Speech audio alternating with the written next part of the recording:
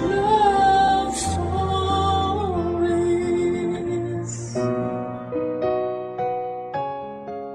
Hindi makapipili ang puso kung kanino ito titibok.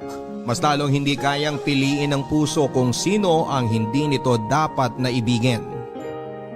Ikaw, kaya mo bang turuan ng puso mong magmahal ng isang taong sa tingin mo ay dapat para sa'yo? Kung meron mang isang katotohanan na laging naipamumukha sa atin, yun ay yung hindi natin kailanman pwedeng turuan ng ating puso. Hindi natin ito pwedeng diktahan na magmahal ng isang tao na sa tingin natin ay dapat nating mahalin. Hindi natin ito pwedeng turuang limutin ng isang taong hindi pala para sa atin. Ito ang katotohanan. Isang katotohanan na pilit pa rin nating kinakalaban kahit alam nating patuloy lang tayong matatalo. Ang ating kwento ngayong araw ay kwentong pinadala ni Paulo. Isang lalaking sumubok na piliing wag mahalin ang taong hindi para sa kanya. Isang lalaking sumubok kalabanin ang nararamdaman dahil alam niyang hindi dapat. Magwagi nga kaya siya o baka mas lalo lang itong matalo sa katotohanan na hindi nga natin pwedeng turuan ng puso. Dahil oras na gawin natin ito, mas lalo itong nagiging porsigidong piliin at gawin ang gusto nitong mangyari. Handa ka na bang makarelate sa kanya? Minsan ba sinabihan mo na ang puso mong huwag magmahal ng taong hindi dapat? Ano ang naging sagot sa'yo? Nanalo ka ba? O ang puso mo? Si Paulo kaya, sino ang nanalo sa kanyang kwento? Alamin natin yan sa mga kwento ng pag-ibig, buhay at pag-asa sa nangungunang Barangay Love Stories. Dear Papa Dudut, hindi naman masama ang magmahal. Minsan mali lang talaga ang napipili nating mahalin. Magandang araw po sa iyo, Papa Dudut. Ako nga pala si Paulo. Kasalukuyan ay nasa edad na 25 na. Gusto kong ibahagi sa inyo ang aking kwento. Ang kwento ko ay kwento kung paano ako umibig sa hipag ko. Siya si Malaya, mahal ko siya. Kaya ba akong pagbigyan ng Diyos na mapa sa akin siya? 10 taong gulang pa lang ako noon nang makilala ko si Malaya. 25 anyos ito kaedad ng aking Kuya Harold. Naalala ko pa umaga noon nang dalhin siya sa bahay ni Kuya para ipakilala sa amin ni na Mama. Alalang-alala ko pa ang kanyang magandang mukha. May hawigan ito noon kay Sanya Lopez. Morena ito at may katangkaran. Mas matangkad nga ito kay Kuya. Nakita ko noon kung gaano nahirapan si Kuya na akbayan si Malaya habang pinapakilala noon sa aming magulang. Pinagmasdan ko ang aking mga magulang habang pinapakilala ni Kuya si Malaya. Alam kong bata pa ako noon. Pero alam ko at ramdam ko na hindi nila gusto si Malaya. Hindi dahil sa masama ang ugali niya, kundi alam nila na tulad ni Kuya, magiging palamunin din noon sa bahay si Malaya. Wala kasi noong trabaho si Kuya at umaasa lamang ito noon sa aming mga magulang.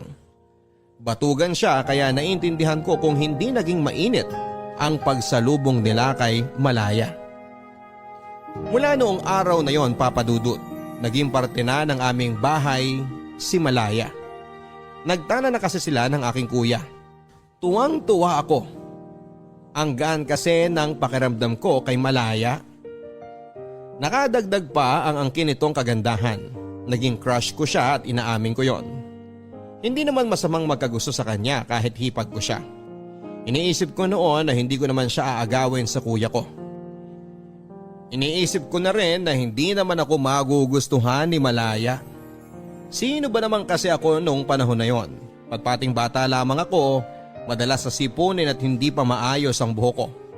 Hindi rin ako mahilig maligo at madalas ay may mantsa ang aking mga suot. Pakiwari ko ay kahibangan kung iisipin kong pwede akong magustuhan ng hipag ko.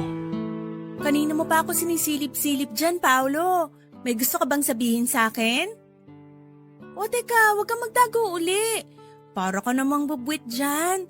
Di kita tatapakan. Mas lalong di kita ipapakain sa pusa. May kailangan ka ba? Paulo, huwag ka nang mahiya. 3 buwan na akong nandito sa bahay niyo. Sabihin mo kung may gusto ka. Gusto mo ba ng juice? Pwede kitang ipagtimpla kung gusto mo. Papunta rin naman ako sa kusina. O baka gusto mong may abutin ako. Ano ba yon? Wala po. Sa wakas, nagsalita ka rin. Mula nung dumating ako rito, di mo pa ako kinakausap. Hindi naman mabaho ang hininga ko. Ganyan. Gusto ko yung ganyang tawa mo. Sabi ng nanay ko, kapag komportable ka na sa isang tao, kaya mo na raw tumawa sa harapan niya. Parinig nga uli ng tawa mo. Komportable ka na nga. Halika nga rito at samahan mo ko. Ilang taon ka na pala? 10. Wow, 10 taon ka na.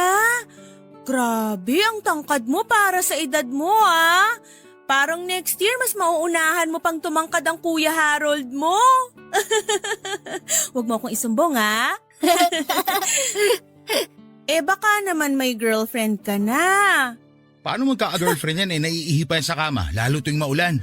Nakakagulat ka naman. Bigla ka na lang sumusulpot dyan. Ano bang sinasabi sa'yo ng kapatid ko?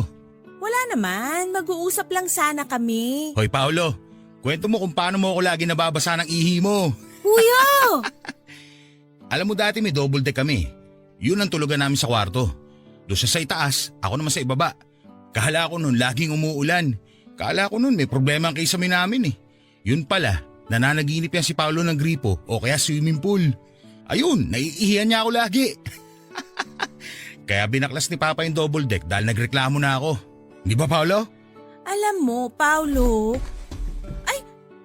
tingnan mo ang ginawa mo. Pinahiya mo ang kapatid mo. Hindi yan. Kung kailan napaamo ko na siya, saka mo pa naisip na ipahiya. Hayaan mo na nga siya. Halika na lang sa kwarto at ipapakita ko sa'yo kung saan siya naiihi nun. Yun ba talaga ang plano mo? Siyempre, may iba pa ba? Ay, ano ba yan? Mamaya dumating yung magulang mo Halika na kasi sa kwarto para hindi tayo mahuli.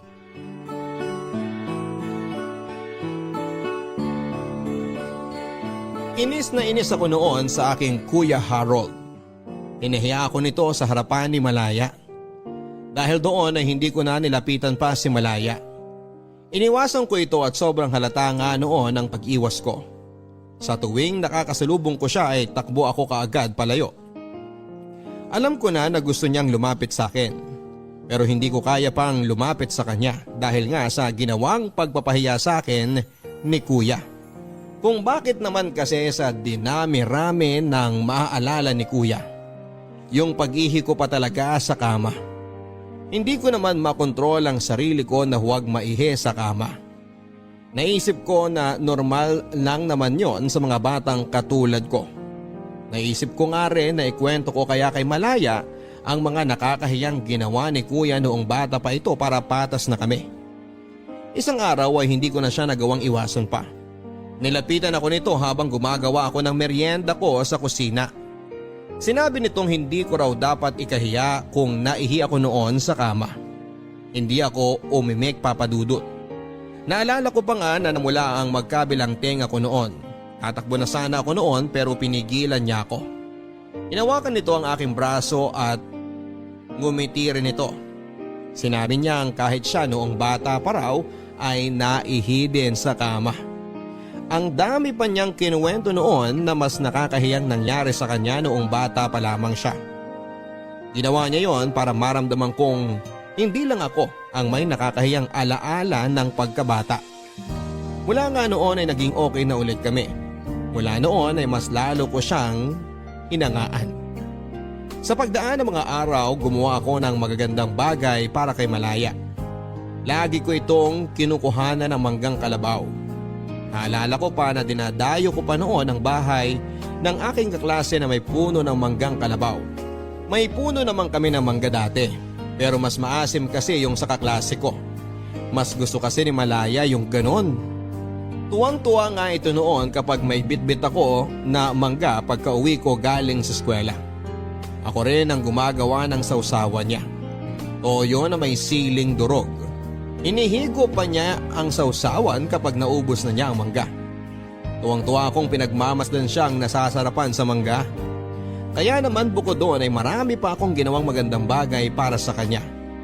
Naisip ko kasi dati, mas lalo itong magiging magiliw sa akin kung magiging mabuti ako sa kanya. Ako noon ang nagsasamsam ng kanyang mga nilabhan. Samantala hindi na ako tumutulong noon sa pagtutupi dahil hindi naman ako marunong. Sinasamahan ko lang siya habang nagtutupi ng mga nilabhan itong damit nila kuya. Ako naman noon ang tagabalik ng mga ipit at hanger sa lagayan sa kusina. Pinagpapainit ko rin siya ng tubig sa takore para panligo niya.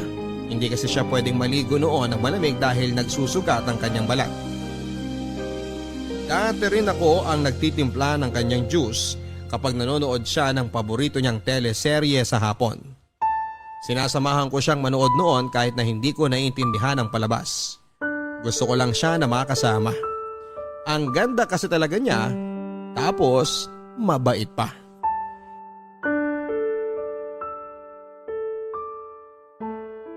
Paano to ngayon? Anong paano na to ngayon? Siyempre papalaglag natin, ano pa nga ba? Sarili mo tong anak! Hindi pa yan bata, dugo pa lang yan. Di ko kaya ang gusto mong mangyari. Dugo man to, pero may buhay pa rin to. Isipin mo na lang na regla lang yan. Regla lang na kailangan mong alisin sa katawan mo dahil hindi importante. Hindi kailangan ng katawan mo para maginawaan ka. Hindi ko alam kung paano ka nakakapagsalita ng ganyan. Hinaan mo nga yung boses mo. Baka may makarinig. Mamaya andyan lang sa paligid si Paulo at isumbong tayo kay na mama. Ayokong patayin ang anak ko. Ang anak natin. Sabihin na lang natin sa kanila. Matatanggap naman nila to, kadugo naman nila to eh. Kilala ko ang magulang ko. Alam ko hindi nila tatanggapin yan dahil pareho tayong palamunin dito sa bahay. Tapos magdadagdag pa ako ng isa? Hindi naman magiging palamunin ng bata. Dedede siya sa akin at... Alam nga naman pag 15 anyos na yung batang yan, dedede pa rin sa'yo. Mag-isip ka ng ibang plano. Di ko gusto ang unang plano mo. Wala nang ibang plano. Yung una lang ang gagawin natin. Ipalalaglag natin yung dugo na yan bago pa tumindi ang kapit niyan. Hindi. Ayoko. Ako ang masusunod dahil ako ang ama niyan. Ako ang masusunod dahil ako ang ina nito. Matigas ang ulo mo? Matigas ang puso mo.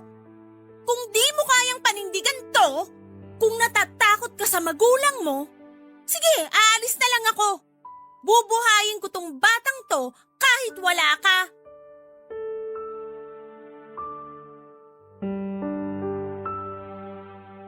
Hindi nila alam papadudot na narinig ko ang lahat ng kanilang naging usapan. Galit na galit ako noon sa kuya ko. Hinayaan kasi nitong umalis si Malaya at naaalala ko pa na sa kwarto nila si Malaya at nag-iimpake ng damit. Umalis si kuya matapos ang argumento nila. Nilapitan ko noon si Malaya at sinubukan ko na hawakan ang kanyang mga kamay. Nakita ko nito at pinalapit niya ako sa kanya. Sinabi niya sa akin na magiging tito na raw ako. Pero sinabi rin niya na huwag ko raw ipagsasabi kahit sa magulang ko dahil ayaw ng kuya ko. Tumango lamang ako, papadudot. Gusto ko siyang pigilan noon. Gusto kong sabihin sa kanya na huwag na siyang umalis. Gusto kong sabihin sa kanya na handa akong tulungan siya sa pagpapalaki ng kanyang anak pero hindi ko yon nasabi. Niyakap ako nito bago siya umalis ng bahay. Lungkot na lungkot ako noong umalis si Malaya. Hindi nalaman ng magulang ko noon na buntis na ito. Sinabi lang ni kuya dati na bumalik daw ito sa kanila para alagaan ang nanay nitong lumpo. Naniwala naman ang mga magulang ko. Inis na inis ako noon kay kuya. Napakasinungaling nito. Inisip ko na kung ako lang ang nakabuntis kay Malaya, hindi nito kailangang umalis. Kung ako nakabuntis kay Malaya ay gagawin ko ang lahat para mabigyan sila ng magandang buhay. Naisip ko rin na sana ako na lang si kuya para napanindigan ko siya. Di sana kapiling pa namin noon si Malaya. Akala ko habang buhay ko nang hindi makikita si Malaya, Papa Dudut, nagkamali ako. Makalipas kasi ang ilang linggo ay nalaman ko na lang na sinundo ni Kuya si Malaya sa bahay nila. Tuwang-tuwa ako noong nakita kong pumasok sa pintuan si Malaya. Ako nga noon ay ang unang lumapit sa kanya para yakapin siya. Doon na rin nila inamin na buntis nga si Malaya. Tulad ng inaasahan ni na Kuya, hindi naging maganda ang pagtanggap ni na Mama sa balitang yon. Pero wala na silang nagawa. Ando na raw eh. Tanggapin na lang daw yon. Yon ang sinabi ni Mama. Dahil nga may pinaghahandaan na sina Kuya at Malaya noon ay kailangan nilang parehong magtrabaho. Naging jeepney driver si Kuya samantalang si Malaya naman ay naging kasama ni Nanay sa pamamalengke ng mga gulay at karne na siya namang nilalako nila sa aming barangay. Kailangan nila noon na makaipon para sa panganganak ni Malaya. Nung una naging sapat naman ang kinikita nila. Pero nang tumagal ay hindi na. Naging sakitin kasi si Malaya at hindi naging madali noon ang pagbubuntis niya. Lagi siyang tinatakbo noon sa ospital. Napupurnada pa nga ang pamamasada noon ni Kuya dahil kailangan niyang ihatid si Malaya sa ospital gamit ng jeep na pinapasada niya. Naaawa ako noon kay Malaya. Alam ko na hindi nila kakayanin ang gagastusin sa panganganak nito kung laging ganon ang mangyayari. Kaya naman tumulong ako sa kanila dati. Tuwing uwian dati ay diretso ako sa pagbebenta ng binatog. Kung ano man ang kinikita ko noon ay ibinibigay ko kay Malaya para pandagdag sa ipon nila. Habang ganon ang naging setup ng pagtulong ko, pinagpapantasyahan ko rin yung ideya na ako ang responsableng asawa ni Malaya. Yung asawang hindi siya pababayaan kahit mahirap ang sitwasyon. Opo, Papa Dudut. Bata pa ako noon pero totoo ang nararamdaman ko para kay Malaya.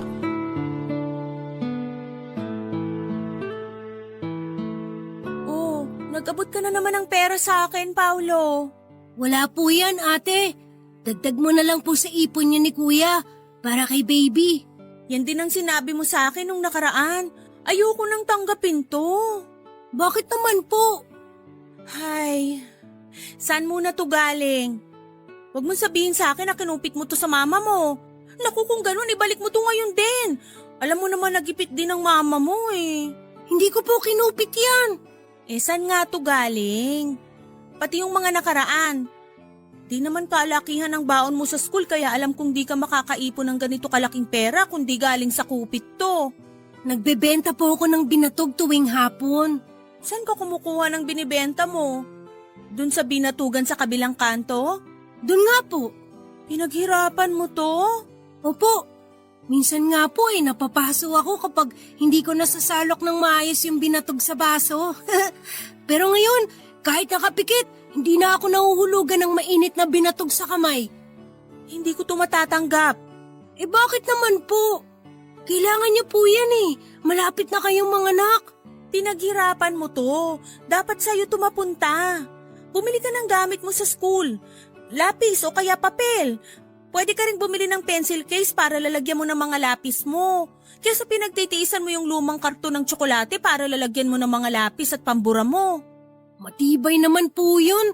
Hindi naman yun basta-basta masisira.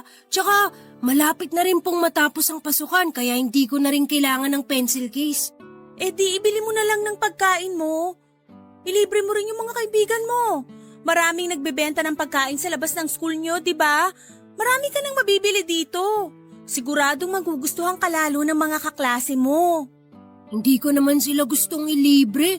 Hindi ko talaga tatanggapin to. Para may magamit ka pag kailangan mo. Pwede mo ring ibigay sa mama mo para pandagdag puhunan sa mga paninda niya.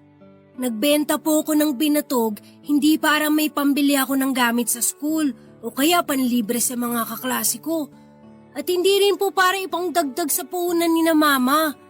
Nagbenta po ako ng binatog para sa baby niyo. Para makalabas agad siya sa ospital. Kasi yung kaklase ko, hindi pinalabas agad yung nanay niya nung nanganak kasi kulang sila ng pambayad sa ospital. Ayoko mangyari yun sa baby mo Kawawa naman siya kung lagi siya makakaamoy ng gamot at ihi sa ospital. Hindi yun maganda sa baby. Napakabait mo talagang bata. Halika nga rito. Bakit po? Mwah. Salamat ah. Alam mo bang dahil sa'yo, para na akong nagkaroon ng instant kapatid. Paulo? Paulo!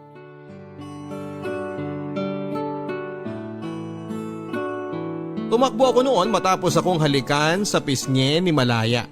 Nagkulong ako sa kwarto habang sinapo ko ang aking pisngi, kung saan dumampi ang malambot na labi ni Malaya. Pulang-pula yon at naaalala ko pa. Panay ang tingin ko noon sa salamin habang binabalikan ang eksena kung saan ay hinalikan ako ni Malaya. Hindi na nga noon matanggal ang ngiti ko. Si Malaya ang naging una kong halik. Si Malaya rin ang naging dahilan ko para magsimula akong magpantasya at hawakan ang aking sarili. Matapos ang halik na yon ni Malaya sa aking pisngi, palihim akong kumukuha ng kanyang gamit. Mga gamit na iniisip ko na hindi naman niya mapapansin kung sakaling mawala sa kanyang paningin. Nagsimula yon sa luma niyang panyo hanggang sa paubos nitong lipstick na lagi na lang nakalagay noon sa gilid ng kanilang mesa sa kwarto. Nilagay ko noon ang bawat makuha kong gamit niya sa isang lumang karton ng sapatos. Pinatago ko yon sa ilalim ng aking kama. Tuwing sasapit noon ng gabi bago ako matulog ay kinukuha ko ang karton na yon at mamimili ako ng gamit ni Malaya na isasama ko sa aking kama para magpantasya. Hawak ko noon ang mga napili kong gamit niya habang nagpapantasya noon na hinahalikan ko siya. Na kunwari asawa ko siya, na kunwari ay sa akin siya. Sobrang saya ko noon habang ginagawa ko yon. At kapag natapos na ako, agad-agad akong makakatulog noon habang hawak ko ang gamit niya. Akala ko noon ay hindi ako mahuhuli sa ginagawa ko. Pero nagkamali ako dahil sa pagiging pakialamero ng aking kuya. Pumasok ito noon sa aking kwarto habang tumutulong akong maghugas sa mga bentang gulay ni na mama. Kinalkal niya ang mga gamit ko at nagkataong hindi ko na ibalik agad sa ilalim ng aking kama ang karton ng sapatos na yon. Nakita ito ni kuya at agad akong kinumpronta. Hoy Paolo, Ano po yung kuya? anong ginagawa ng mga gamit ni Malaya sa kwarto mo? Po? Anong gamit? Naalala mo yung panyong bigay sa'yo ng nanay mo? Yung may burda ng pangalan mo? Kinuha ni Paolo. Totoo ba yon, Paulo? At yung lipstick mo na sana ay gagamitin mo nung papunta tayo sa check-up mo, andito rin sa karton ng sapatos na to kung saan niya tinatago yung iba pang gamit mo. Paulo, bakit mo kinuha yung mga gamit ko? Anong gagawin mo dito? Oo nga Paolo, anong gagawin mo sa lipstick? Bakit? Bakla ka ba ha? Hindi po kuya. Anong gagawin mo sa lipstick? Umamin ka na kasi. Hindi po ako bakla kuya. Ate Malaya. Di klepto ka lang ganon. Sadyang makati ang kamay mo. Gusto mo isumbong kita kay Papa para hatawin ka ng walis? Harold, di na kailangan gawin yan. Huminahon ka nga. Paano ko hihinahon? Ang bata-bata pa niya magnanakaw na. Sa ngayon maliliit na bagay lang ang kinukuha niya. Isa susunod. Paano kung yung cellphone mo na? O kaya pera na? Paano kung isang araw sa kapitbahay na siya magnakaw? Hindi naman siguro. Anong hindi naman siguro? Nakita mo naman ang mga kinuha niya sa'yo. Ano ba tawag mo rito? Di ba magnanakaw? Hindi nga po ako magnanakaw. Anong tawag mo sa'yo? Kung hindi ka magnanakaw, isipin kong bakla ka dahil puro gamit pang babae itong kinuha mo. Hindi rin po ako bakla. Bakit mo nga kinuha itong mga gamit ni Malaya? Kasi crush ko po siya. Paulo, anong... Aba, binata na! Malaya, ikaw kasi ang ganda mo masyado. Tingnan mo, pinagnanasaan ka na ng kapatid ko. Harold, ano ba? Paulo! Oh, tingnan mo yun. Nagtatatakbo na.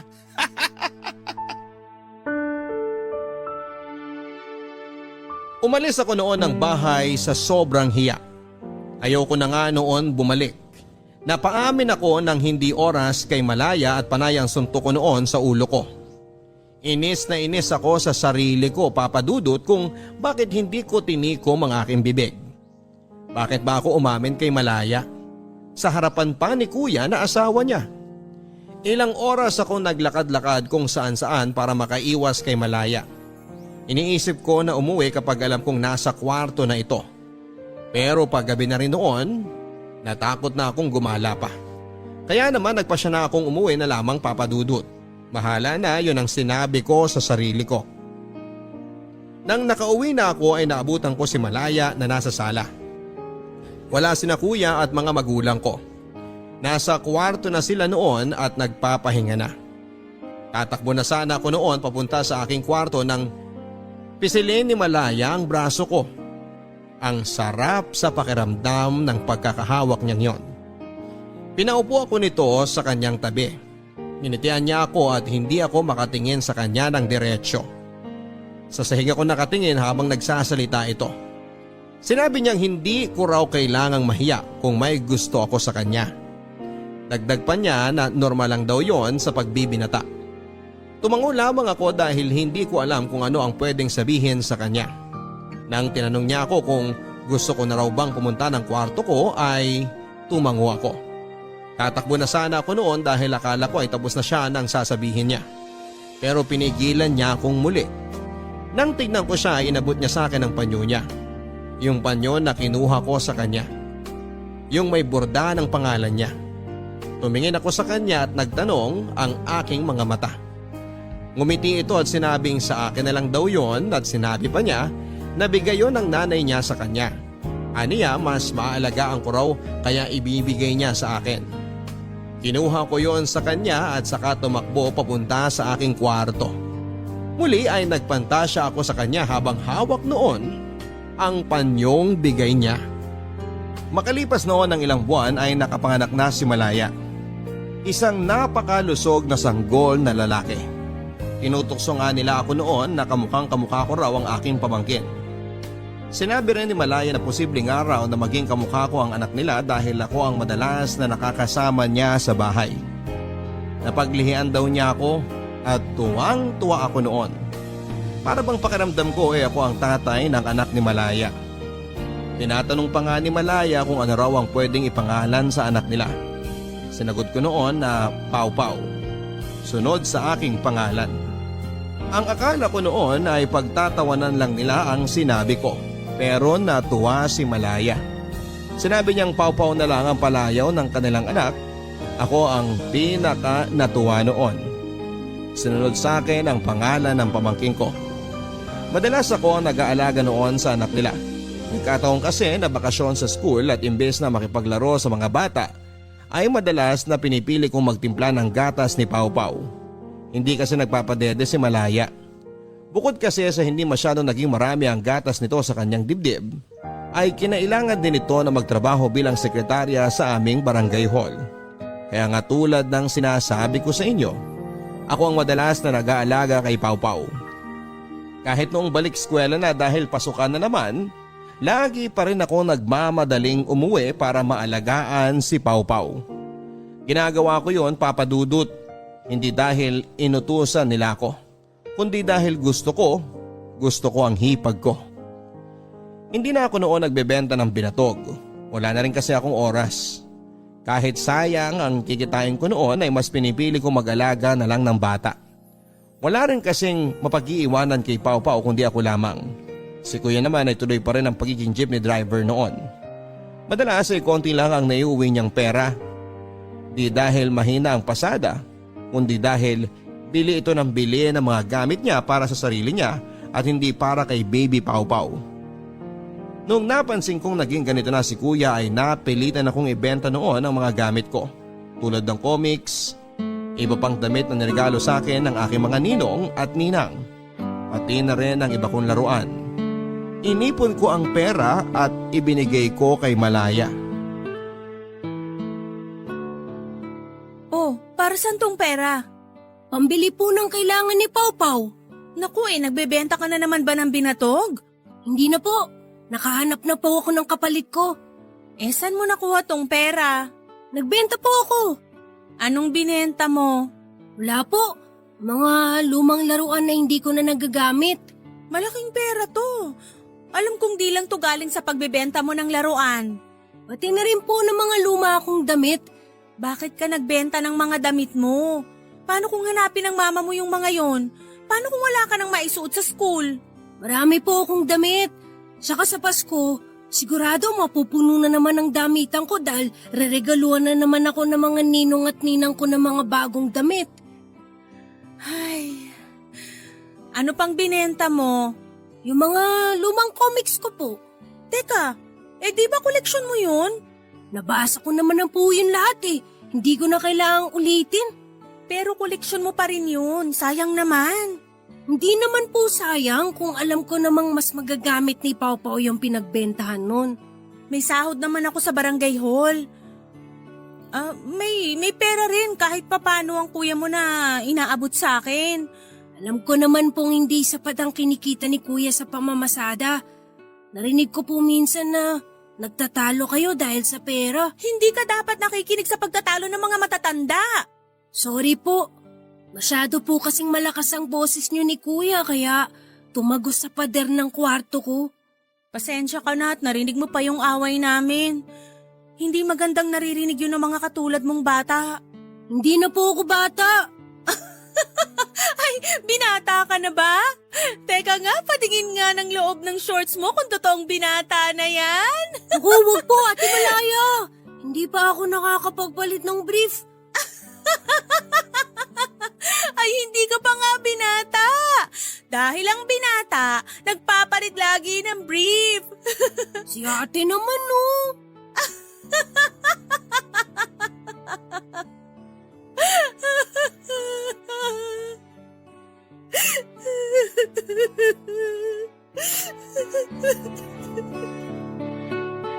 Nagulat na lamang ako nang biglang umiyak si Malaya. Hindi ko alam ang gagawin ko noon. Iniisip ko na talaga atang may problema sila sa pera kaya siya napaiyak ng ganon. Pero hindi pala.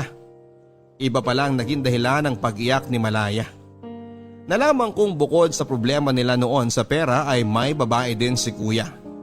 Narinig ko na nag-uusap sina mama at Malaya. Umiiyak din noon si Malaya habang dinedetalye kay mama kung paano nito nahuli si kuya na may ibang babae. Nabasa raw ni Malaya noon sa cellphone ni kuya ang malaswang usapan nila nung babae. Nanginginig noon si Malaya habang nagkikwento at binabalikan ang kaganapang yon. Awang-awa ako kay Malaya habang pinakikinggan ko siya. Sinabi niya kay mama na aalis na lang daw siya. Sinabi niya na hindi raw niya kaya ang lokohin na lang ng ganon. Pinigilan siya ni mama at sinabi niyang bigyan pa raw ng tsansa si kuya at magbabago pa raw ito. Hindi naman kumbinsido noon si Malaya. Desidido na itong umalis pero nakiusap si mama. Sinabi niyang kawawa naman daw si Pau Pau kung lalaki itong walang kapiling na ama. Doon na kumalma noon si Malaya. Natamaan siya sa sinabi ni mama. Dahil doon ay nanatili si Malaya sa bahay kahit na hirap na siya sa kanyang sitwasyon.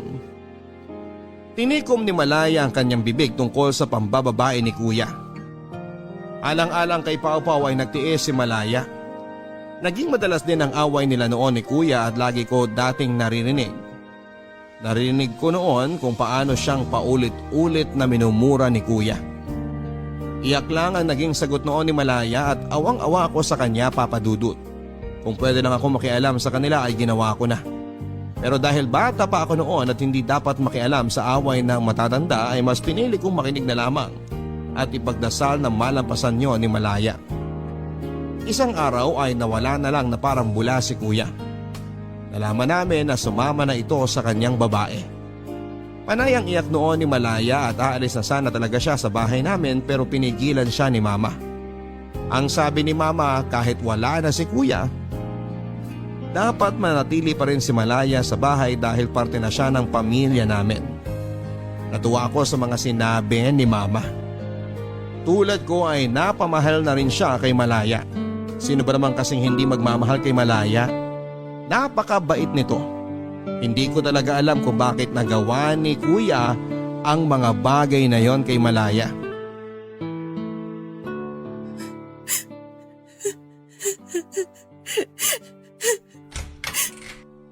Paolo? Anong ginagawa mo rito sa kwarto ko? Narinig ko po kasi kayo umiiyak. Pasensya ka na ha. Nakalimutan kong manipis lang pala ang dingding ng kwarto ko. Di naman ako umiiyak. Bakit po namamaga ang mga mata nyo? Alam mo namang lagi akong napupuyat dahil sa pamangkin mong iyakin. Mukhang mana po sa inyong pamangkin ko. Iyakin din po kasi kayo eh. Siguro nga. Kailangan nyo po ba ng kausap? Hindi na. Bumalik ka na sa kwarto mo. Alam kong may klase ka pa bukas. Maaga pa naman po. Tsaka hindi po ako makatulog eh. Busog din kasi ako. Ang sarap po kasi ng niluto nyo kanina. Naparami ako ng kain. Ang hirap tuloy matunawan. Salamat ha. Buti ka pa nasasarapan sa luto ko. Samantalang Si kuya, hindi po. Ay, kung nasasarapan siya sa luto ko noon, baka di siya sumama sa ibang babae. Sa tingin mo, Huwag niyo na po sanang sisihin ang sarili niyo sa ginawang desisyon ni kuya. Mahina talaga si kuya sa pagdedesisyon. Laging mali. Di ba? Nasabi na yun sa inyo ni na mama. alam ko namang pinapagaan niyo lang ang loob ko dahil sa ginawang pag-iwan sa akin ng kuya mo. Ayaw lang kasi namin na nakikita kang umiiyak. Balang araw, kapag di ko na mahal ang kapatid mo, titigil na rin ako sa pag-iyak. Di mo na maririnig sa kwarto mo ang pag-iyak ko. Makakatulog ka na ng mahimbing. Eh kailan yung hindi mo na siya mahal? Hindi ko alam. Wala namang kasing switch button ng pagmamahal. Para kung ayaw mo nang mahalin ng isang tao, pwede mo nang i-off, ganun. Hindi ko po kasi maintindihan eh. Balang araw, kapag nagmamahal ka na, maiintindihan mo kung anong sinasabi ko sa'yo. Sa ngayon, gusto kong humingi ng tawad sa'yo kung bakit di ko basta-basta makalimutan ang kapatid mo. Pati tuloy ikaw nadadamay. Pasensya ka na talaga, Paolo, ha? Pasensya ka na. Sana may nakaimbento na lang po ng switch button na sinasabi niyo para hindi niyo na pumalin ng kuya. Kasi hindi naman siya nakakabuti sa'yo. Sana balang araw, may makaimbento nun. Sa ngayon, tiis lang muna sa ingay ng iyak ko, ha?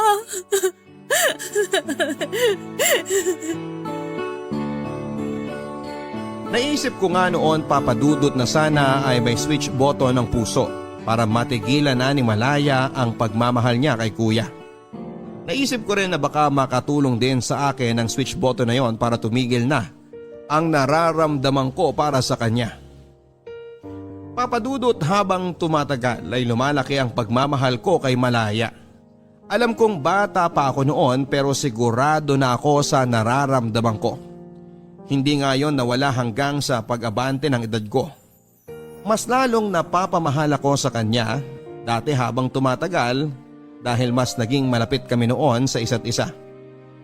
Dahil wala na nga noon si kuya sa buhay niya, ako na ang humahalili para alalayan siya sa maraming bagay. Tumayo ako na parang batang ama sa kanilang anak na si Pau Pau. At masasabi ko noon na wala akong ibang gustong sitwasyon kundi ang maging pamilya kaming tatlo ni na Malaya. Sa aking pagbibinata, wala akong ibang naging gusto kundi si Malaya lang. Siyempre, hindi ko yon sinabi sa kanya. Bukod sa alam kong torpe ako, ay alam ko rin na hindi magandang tignan. Naging asawa siya ni kuya, nanay siya ng pamangkin ko. Tinago ko noon ang nararamdaman ko at wala akong naging balak gawin para malaman niya ang nararamdaman ko para sa kanya. Tuwing nag-uusap kami noon kung may babae na ba akong natitipuhan ay panayang iwas ko. Hindi ako magaling magsinungaling at alam kong konting udyok pa ni Malaya ay mapapaamin ako. Wala akong naging karelasyon noon at parehas kami ni Malaya. Tinatanong ko siya kung bakit hindi pa siya makipagrelasyon. Sinabi naman ni na mama na pwede naman siya magkaroon ng ibang boyfriend para maging masaya naman daw siya. Pero umiling lang noon si Malaya. Hindi rin ito nagbigay ng sagot sa akin. Kami na lang ang nag-iisip na baka na-trauma na ito sa ginawa ni kuya sa kanya dati. O pwede rin na masyado na siyang kontento sa kanyang anak na si Pau Pau. Kaya hindi na nito noon kailangan pa ng pagmamahal ng ibang lalaki. Nakuha ko ang totoong sagot kay Malaya kung bakit wala pa siyang nagiging karelasyon noon. kung bakit hindi pa rin ito magawang magmahal ng iba. Mahal pa rin niya si kuya. Hindi man niya aminin noon ay ramdam ko yon. Rinig ko yon. Rinig ko ang paimpit niyang iyak dati, gabi-gabi yon at walang palya. Gustuhin ko man nakatukin siya para aluin ay hindi ko yon ginawa. Hinayaan ko lang na ibuhos niya ang nararamdaman niya sa pamamagitan ng pag-iyak. Mabilis na lumipas ang panahon at nag-21 na ako. Sa isang iglap ay naging binata na ako at naging espesyal nga ang pagsalubong ko noon sa ganap na pagbibinata ko dahil ang unang bumate sa akin ay si Malaya. Naalala ko pa na sinalubong ako nito isang gabi. May hawak siyang cupcake noon na nabili niya bilang merienda ni Pau Pau. Sa cupcake na yon ay tinusukan niya ito ng maliit na birthday candle. Pamilyar ang kandilang yon. Kandila yon noong unang kaarawan ni Pau Pau. Paano ko nalaman ako ang bumili ng kandilang yon at nung first birthday cake ng aking pamangkin.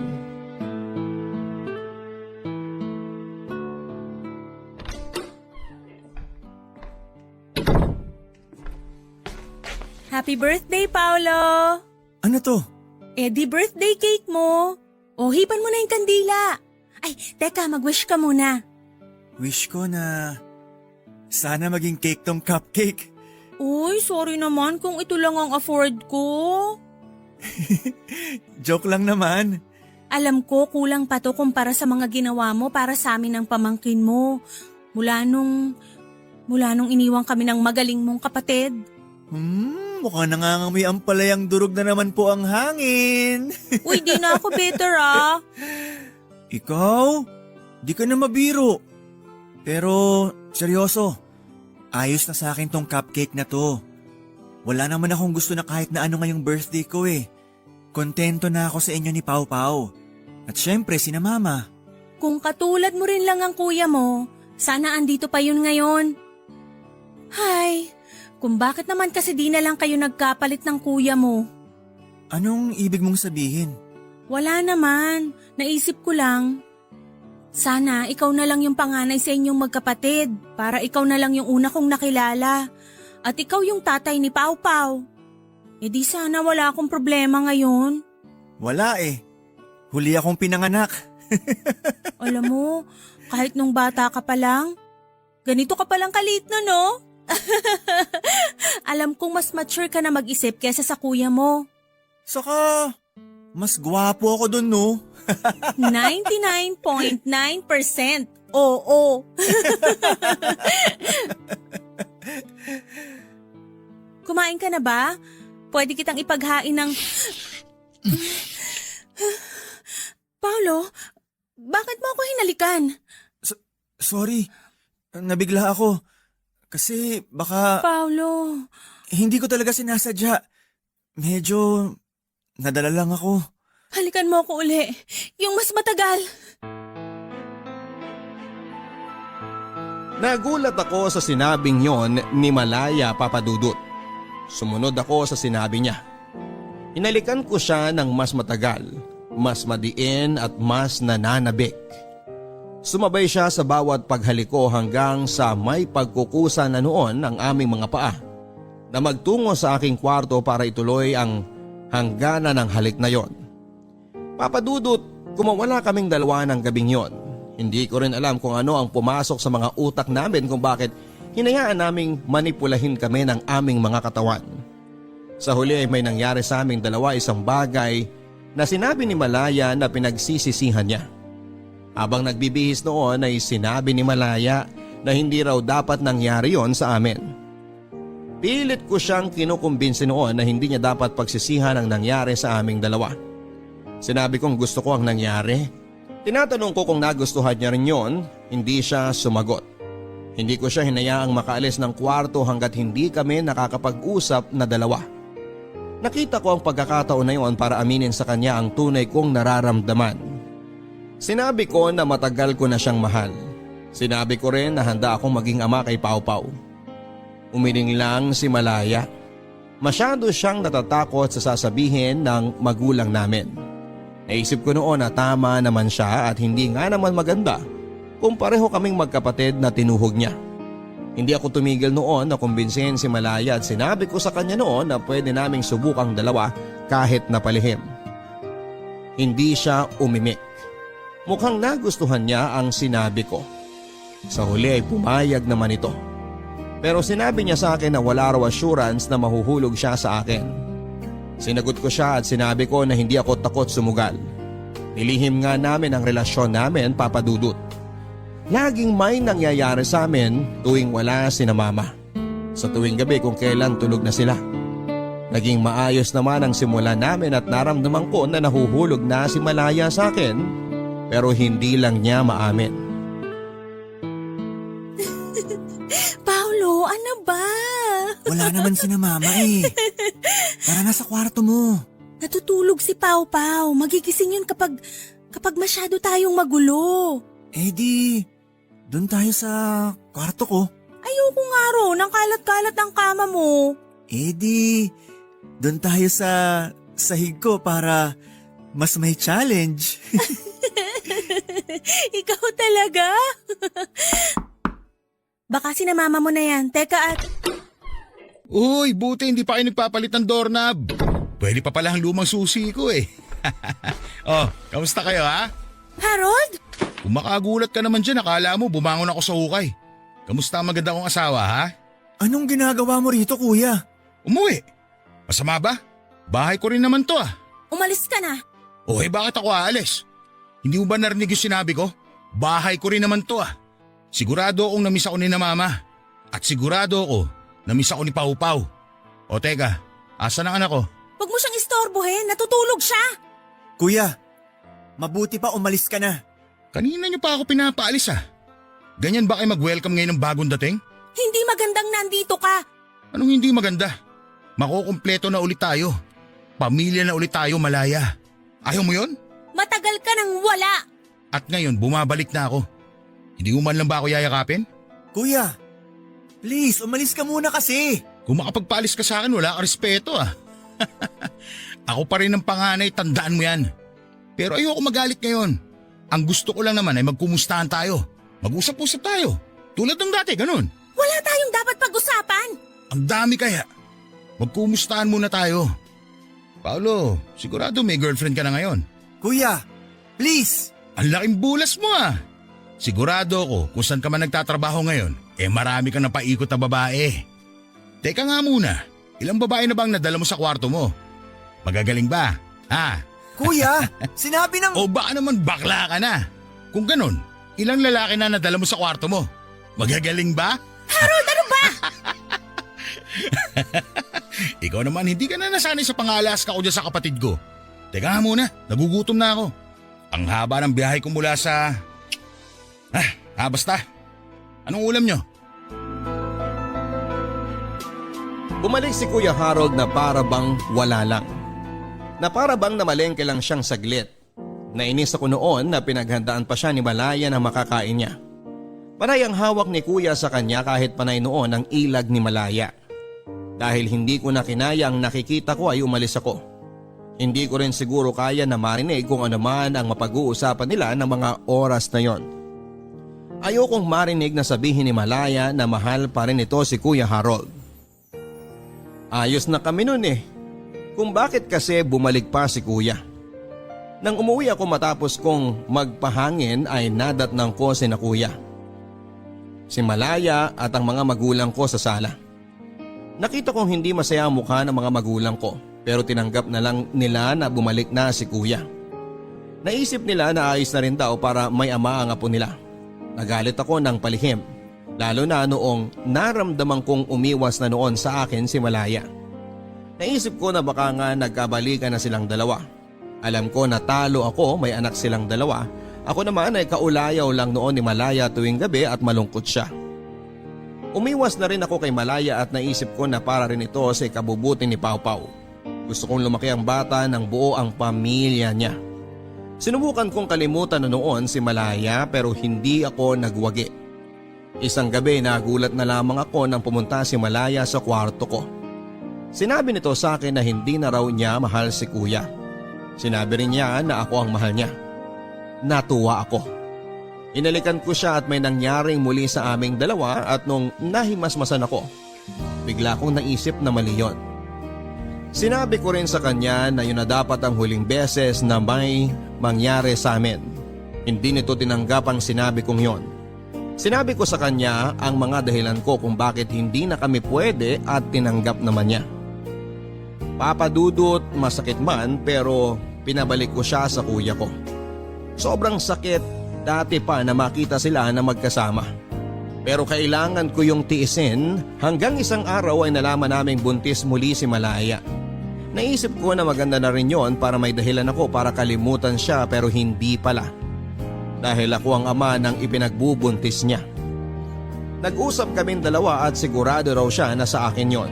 Sinabi ko sa kanya na kung pwedeng ipaako na lang niya kay kuya ang ipinagbubuntis niya dahil yun naman ang naisip kong dapat. Sinabi ko sa kanya na kahit ganoon ang gagawin niya ay hindi ko pa rin sila pababayaang mag-ina. Pumayag naman ito sa isang kondisyon. Sinabi niya na ipagpatuloy pa rin daw naming dalawa ang lihim naming relasyon, Papa Dudut. Pumayag ako. Hindi dahil gipit na ako noon sa sitwasyon kundi dahil mahal ko si Malaya. Hindi naman masama ang magmahal. Minsan mali lang talaga ang napipili nating mahalin. Mali na pinili kong mahalin si Malaya. Mali na hinayaan ko ang sarili kong mahulog ng husto sa piling niya. Dapat kinontrol ko noon ang sarili ko para hindi na kami napunta sa mas mahirap na sitwasyon. Pero nagmahal lang ako. Hindi ko kontrolado kung sino ang pipiliin ng puso ko. Sa ngayon ay wala pa rin nakakahalata sa relasyon naming palihim ni Malaya. Sa pagdaan nga ng panahon ay naging magaling kami sa pagtatago. Walang kaalam-alam si kuya na tuwing wala ito sa bahay o tuwing tulog ito ay may nangyayari sa aming dalawa ni Malaya. Hindi ko alam kung hanggang kailan kami magiging ganito ni Malaya. Ipinagdarasal ko na lamang ngayon na sana ay hindi kami mahuli. Dahil wala akong maisasagot na tama sa kanila dahil alam kong una pa lamang ay mali na talaga ito. Maraming salamat po Papa Dudut sa pagbasa ng aking liham. Ang inyong forever ka-barangay, Paulo. Hindi naman masama ang magmahal at minsan mali lang talaga ang napipili nating mahalin. Kung bakit naman kasi hindi lang pwedeng tama lagi ang napipili nating mahalin. Kung bakit naman kasi may mali pa pagdating sa pag-ibig. Paolo, hindi madali ang sitwasyong napiling pagdalhan sa iyo matapos kang magmahal ng maling tao. Hindi ko rin masasabi kung paano ka totoong makakalaya sa sitwasyon mong yan kung sobrang inipit ka na ng sitwasyon. Hindi ko rin gustong sisihin ka pa sa mga nangyari dahil tapos na yon. At dapat matuto na lang tayo mula doon. Kung ano man ang kinakaharap mong sitwasyon na hiling ko na sana ay makaisip ka ng paraan para maitama mo ang lahat. Hindi ko pwedeng idikta sa iyo kung ano at papaano yon. Tanging ikaw lang ang nakakaalam kung ano ang pwedeng gawin sa nangyayari sa inyo. Hanggang sa muli mga kapuso, ako po si Papa Dudut sa mga kwento ng pag-ibig, buhay at pag-asa dito sa Barangay Love Stories number 1. Mga kwento ng pag-ibig, kwento ng pag-asa at mga kwento ng buhay dito sa Barangay Love Stories. Love Stories. Forever. Forever. Forever! Ever. Mga kwento ng pag-ibig, kwento ng pag-asa at mga kwento ng buhay dito sa Barangay Love Stories. Love Stories.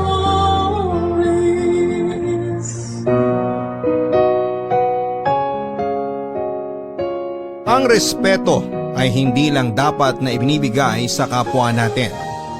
Dahil sa lahat ng oras, hindi ito dapat na mawala para sa ating sarili kung gusto nating irespeto rin tayo ng ibang tao. Ikaw kapuso, hanggang saan ang kaya mong gawin para sa taong mahal mo?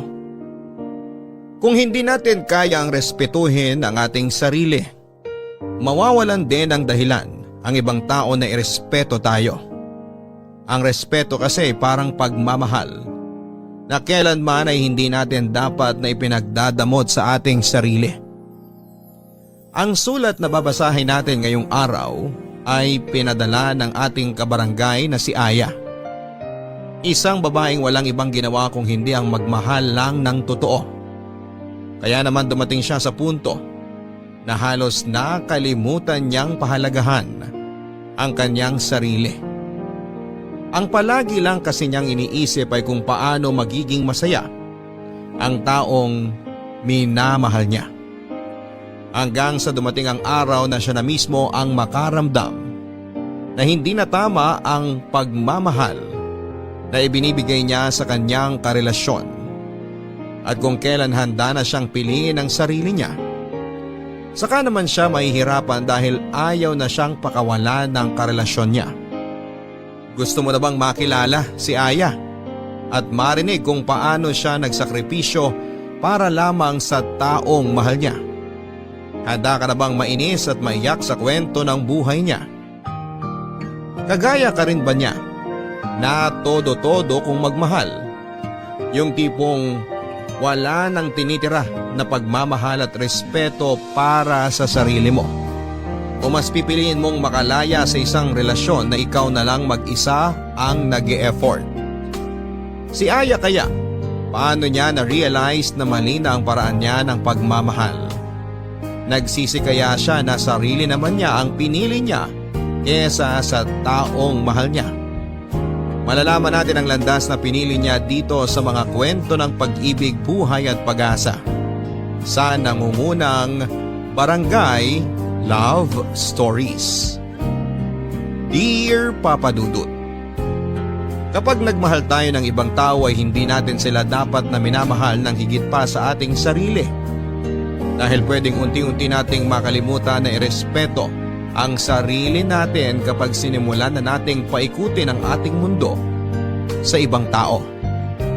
Magandang araw Papa Dudut at sa mga kagaya ko na palaging nakikinig sa live stream ng inyong programang Barangay Love Stories. Itago niyo na lamang po ako sa pangalang Aya.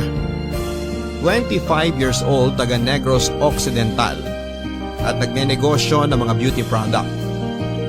Matagal na rin po akong tagapakinig at dahil halos lahat ng kwentong inyong iniere ay talaga namang nakapag-iiwan ng malaking aral sa buhay. At dahil alam ko na may aral din itong kwento ng buhay ko ay naisipan ko na itong ibahagi sa inyo. Nasa first year college ako Papa Dudut nang makilala ko si Jed. Magkaiba kami ng kurso pero may ilang subject na magkaklase kami. Madalas siyang tumatabi sa akin kaya naging close din talaga kaming dalawa. Hanggang sa niligawan na niya ako at sinagot ko rin naman siya bago matapos ang second semester namin sa first year. Siya kasi talaga yung tipo ng lalaki Papa Dudut na matangkad, gwapo at active sa mga sport activity. Kaya hindi ko na rin pinatagal noon ang panliligaw niya sa akin. At dahil hindi pa pwede kay mama na mag-boyfriend ako, pinakilala ko lang si Jed noon bilang kaibigan at kaklase ko. Mabait namang boyfriend si Jed, makulit siya at palabiro kaya tumagal din ang halos 2 taon noon ang relasyon namin Papa Dudut.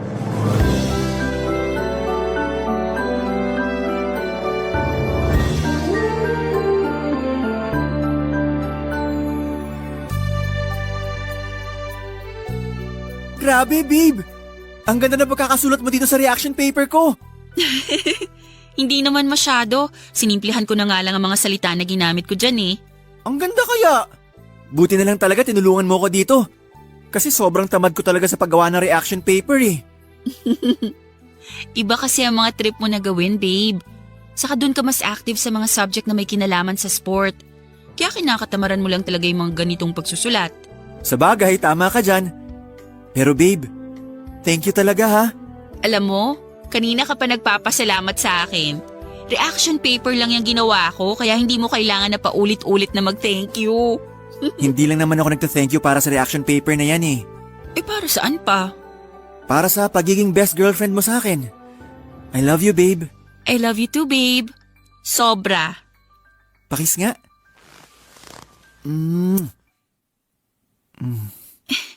Babe, sandali lang.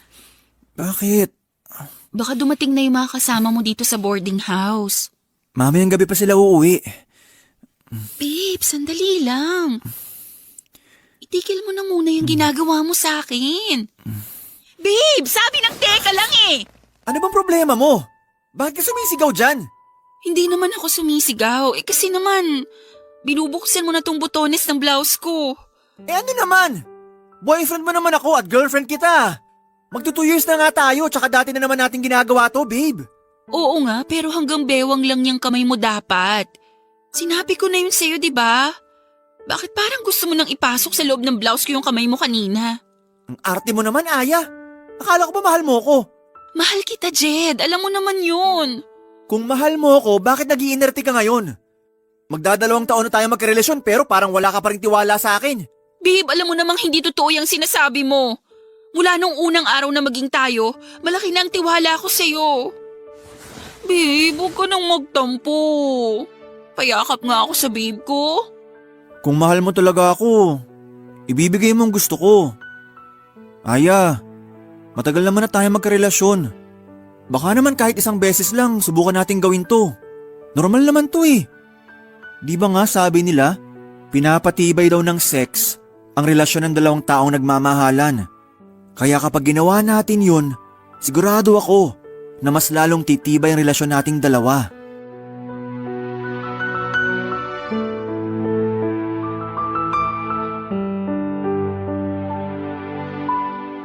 Papadudod, sinubukan ko pang tumanggi sa gustong mangyari ni Jed ng araw na yon.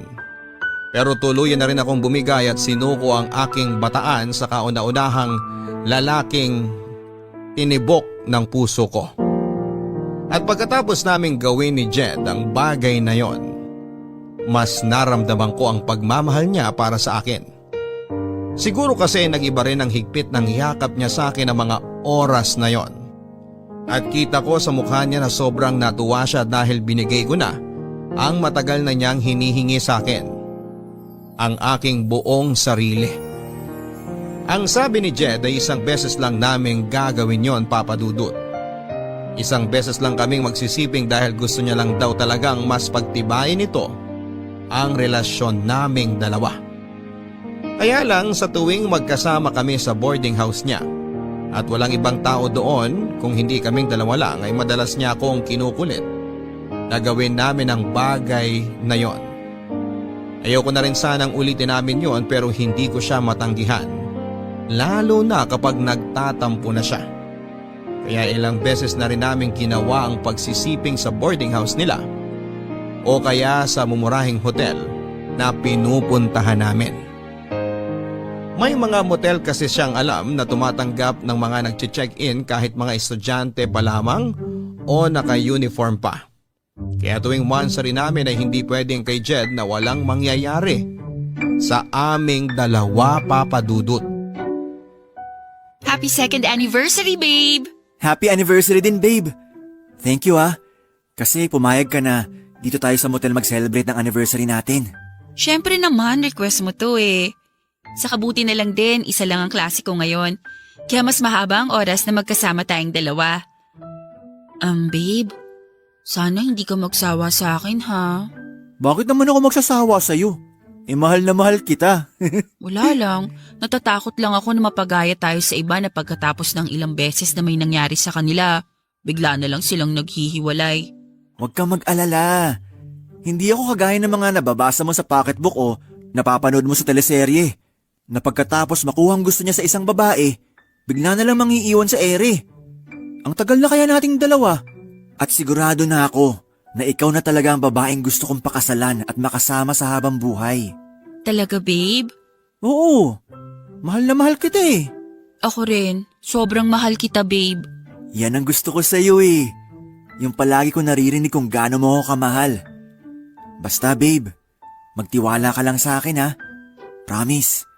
Hinding-hindi ako mawawala sa buhay mo. Ang sarap naman pakinggan nun, babe. Pakiramdam ko tuloy. Sobra mo talaga akong mahal. Yun ang totoo, babe. At hindi na magbabago yun kahit kailan. Kiss ko nga yung maganda kong babe. Ay, teka. Oh. Munti ko na makalimutan to. Babe, ano yung ginagawa mo? Lagay ko lang tong cellphone ko dito malapit sa atin. Pero bakit? Kasi gusto ko makuna ng video tong gagawin natin. Babe, ayoko ng ganyan. I-off mo na yung cellphone mo. Ngayon ko lang naman gagawin to, pagbigyan mo na ako. Pero ayoko nga ng ganyan. Hindi nga ako komportable na mapanood ang sarili ko sa video eh. Tapos ire-record mo pa tong ginagawa natin? Eh di wag mong panoorin to, babe. Ginagawa ko lang naman to kasi second anniversary natin ngayon. Gusto ko lang ng souvenir sa espesyal na araw na to. Pwede naman na ibang video na lang ang kunan mo sa ating dalawa. Huwag na tong ginagawa natin dito sa kama o sa loob ng motel. Baka mamaya kumalat pa yan eh. Bakit naman to kakalat? Wala ka pa rin ba talagang tiwala sa akin hanggang ngayon? Ano bang akala mo, babe? Ipagkakalat ko tong video nating dalawa? Grabe ka naman mag-isip sa akin. Hindi naman sa ganun. Nag-aalala lang ako na kung anong pwedeng mangyari na hindi maganda. Ang dami-dami nating napapanood sa balita tungkol sa kumakalat na malaswang video at ayoko na mangyari sa atin yun. Hindi mangyayari yun sa atin, basta magtiwala ka lang. Para lang naman sa mga mata ko tong video na i-record ko. Gusto ko lang na may maisave ako na kakaiba at magandang alaala nating dalawa. Siyempre, espesyal tong araw na to para sa akin, babe. Kaya pumayag ka na, please. Ngayon lang to sa anniversary natin. Promise. Sige na nga. Basta ilayo mo na lang yung cellphone mo. Kasi naiilang talaga ako na may camera na nakatapat sa ating dalawa ngayon eh.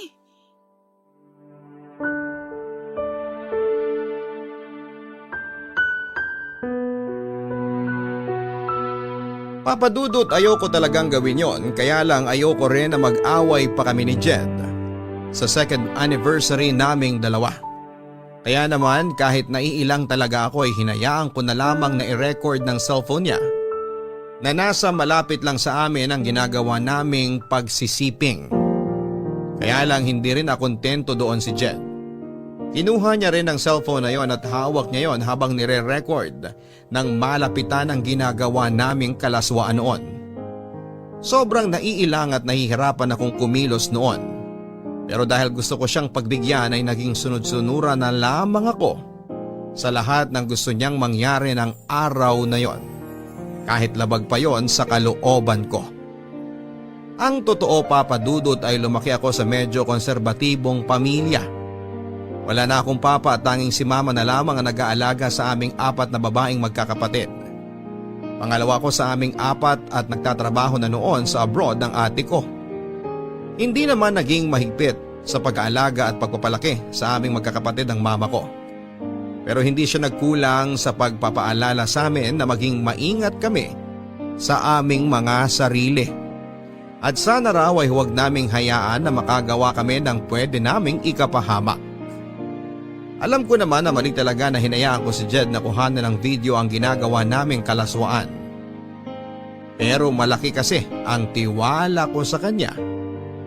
Pinanghawakan ko ang pangako niya na hindi niya yon sisirain. Hindi porke madalas nating kasama ang isang tao ang ibig sabihin ay lubusan na natin silang kakilala. Dahil ang ugali ng tao ay parang panahon na anumang oras ay pwedeng bigla na lang magbago. Yun ang sabi nila, Papa Dudut, na napatunayan kong totoo dahil sa biglang pagbabago ng ugali ng boyfriend kong si Jed. Nasa first semester na kami sa 4th year noon nang maging mainitin ang ulo niya. Madalas na malate lang ako ng konti sa date namin ay sinisigawan na kaagad niya ako o nagwo-walk out siya. May mga oras din na nakapagbibitaw siya ng masamang salita sa akin. O kaya ay minumura niya lang ako bigla kahit pa sa harapan ng maraming tao kapag nababadtrip siya. Kahit nga rin sa tawag o text ay palagi ako nakakatanggap ng mura sa kanya. Naging madalas din ang pagsiselos niya kahit makita niya lang na may kausap akong lalaking kaklase ko. Ewan ko ba, Papa Dudut, alam ko namang may problema sa ugali noon si Jed at sa relasyon naming dalawa pero tiniis ko pa rin ang lahat ng yon. Ayoko kasi siyang mawala sa akin at ayoko na matapos ang relasyon naming dalawa.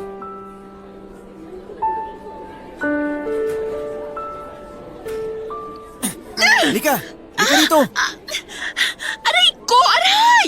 Aray ko, babe! Nasasaktan na ako! Masasaktan ka lalo sa akin kapag hindi ka tumigil sa kakasalita mo dyan. Bitiwan mo nga kasi yung braso ko! Hindi naman ako lalayo sa'yo! O ayan, Aray! Hindi mo naman ako kailangang itulak! alam mo ikaw, ang arte-arte mo. Binitawan lang kita tapos sasabihin mo na tinulak na kita. Ano na naman ba kasing problema mo at parang sa akin mo binubunton yung init ng ulo mo? Hindi ko binubunton sa iyong init ng ulo ko. Dahil ikaw mismo nagpapakulo ng dugo ko ngayon sa galit. Ano na naman bang ginawa ko sa'yo? Ano, Aya? Maang-maangan ka na naman talaga dyan? Jed naman eh. Sabihin mo na lang kasi sa akin kung ano man yung kinakagalit mo. Para hindi na ako naguguluhan dito. Ang galing mo rin talaga umarte, no?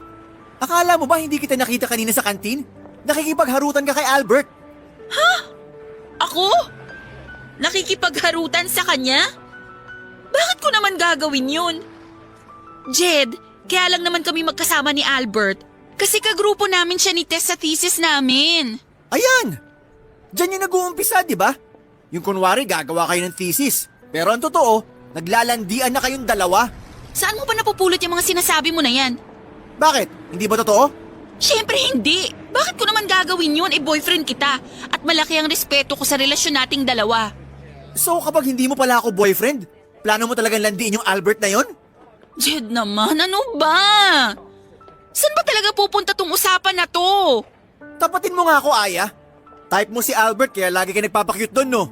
Ano na naman ba yung sinasabi mo? Alam mo, hindi na kita maintindihan. Saka yung takbo ng utak mo kasi... Aray ko, Jed! Bakit mo naman ako sinampal? Kasi isang tanong lang ang binigay ko, pero ang dami mo nang sinabi. Aya! Ano ba nangyayari dito? Wala, Tess. May pinag-uusapan lang kami ni Jed. OMG! Bakit dumudugo yan labi mo? Sinakta ka na naman ba ng walang yang to? Pwede ba, Tess? Huwag ka nga makialam sa pag-uusap namin ng girlfriend ko. Hindi ako makikialam kung hindi mo siya sinasaktan. Tess, tama na yan. Hindi naman talaga ako sinaktan ni Jed. Talaga? Hindi? Kahit ang pula ng pisngi mo at may sugat pa yung labi mo? At ikaw naman, Jed, kung gagawin mo lang punching bag tong kaibigan ko, mabuti pa umalis ka na lang dito. Alam mo, Tess, napaka-pakialamera mo talaga. Mabuti pa nga na magsama na lang kayo ng kaibigan mo. Diyan na kayo. Jed, sandali! Hindi pa tayo tapos mag-uusap. Ay, ano ba? Sinaktan ka na nga ng lalaking yan tapos gusto mo pang habulin? Tess naman eh! Bakit kasi nakialam ka pa sa pag-uusap naming dalawa? So ngayon, kasalanan ko pa pala na concerned ako sa'yo. Wow ha? Alam mo, Aya, nakakalimutan mo na yatang tao ka at hindi bagay na tagasalo ng galit, inis o pananakit ng gagong boyfriend mo na yan, ha? Kung mahal mo yung boyfriend mo, huwag mo naman sanang kalimutan na mahalin at irespeto yung sarili mo para lang dyan sa lalaki na yan.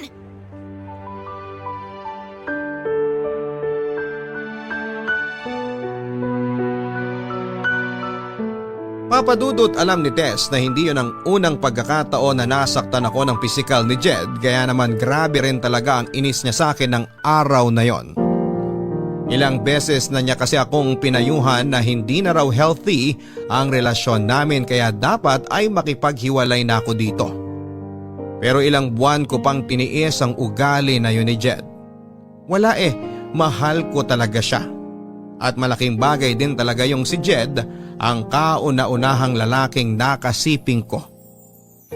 Aaminin ko na ang iniisip ko noon kaya ayoko makipaghiwalay sa kanya ay wala ng ibang lalaki ang magkakagusto sa akin kasi nga hindi na ako virgin. Na si Jed na ang gusto kong makasama sa habang buhay kasi sa kanya ko ibinigay sa kauna-unahang pagkakataon ng sarili ko na gusto kong pilitin na ayusin ang relasyon namin dahil ayokong mawala siya sa buhay ko. Kaya lang papadudot lahat naman tayo ay marunong mapagod sa pagtitiis hanggang sa makaramdam na lang tayo na gusto na nating sumuko. Dahil dumating din po ang point lalo na nang muli akong masaktan ni Jed dahil isang kaklase ko naman ang pinagsilosan niya. Nasampal niya ako kasunod ng malulutong na mura at masasakit na salita. Kaya na mga oras na yon ay hindi na ako nakapagpigil at tinapos ko na ang relasyon naming dalawa. Nakita ko ang biglang pagbabago noon sa mukha niya na parabang nagulat siya at nagsisi sa ginawa niya sa akin. Pero dahil pagod na akong magtiis, hindi ko na siya binigyan pa ng isang pagkakataon na ayusin ang relasyon namin, Papa Dudut.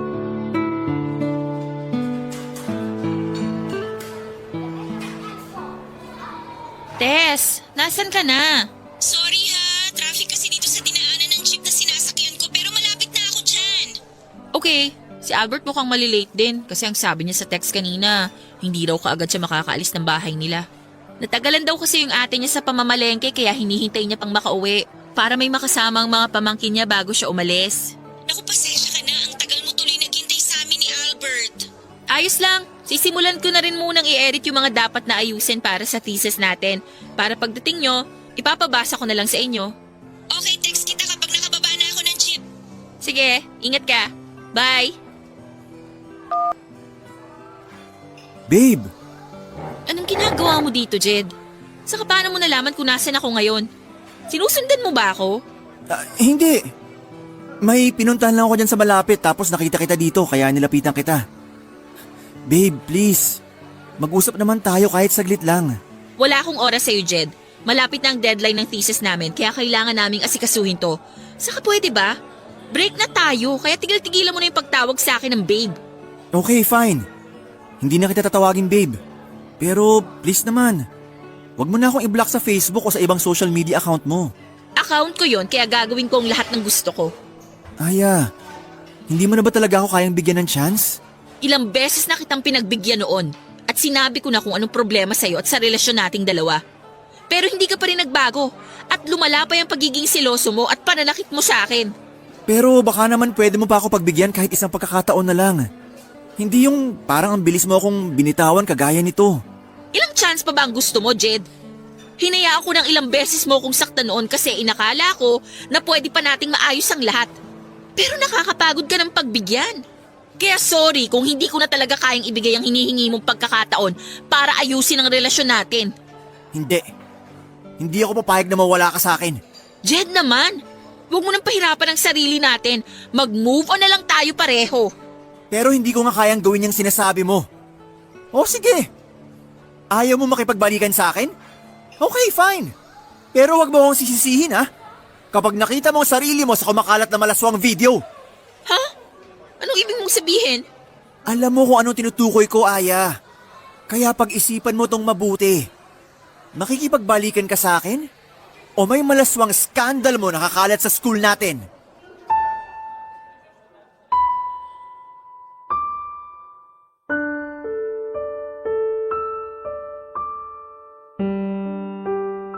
Papa Dudut, hindi na ako nakasagot sa tanong na yon ni Jed sa akin.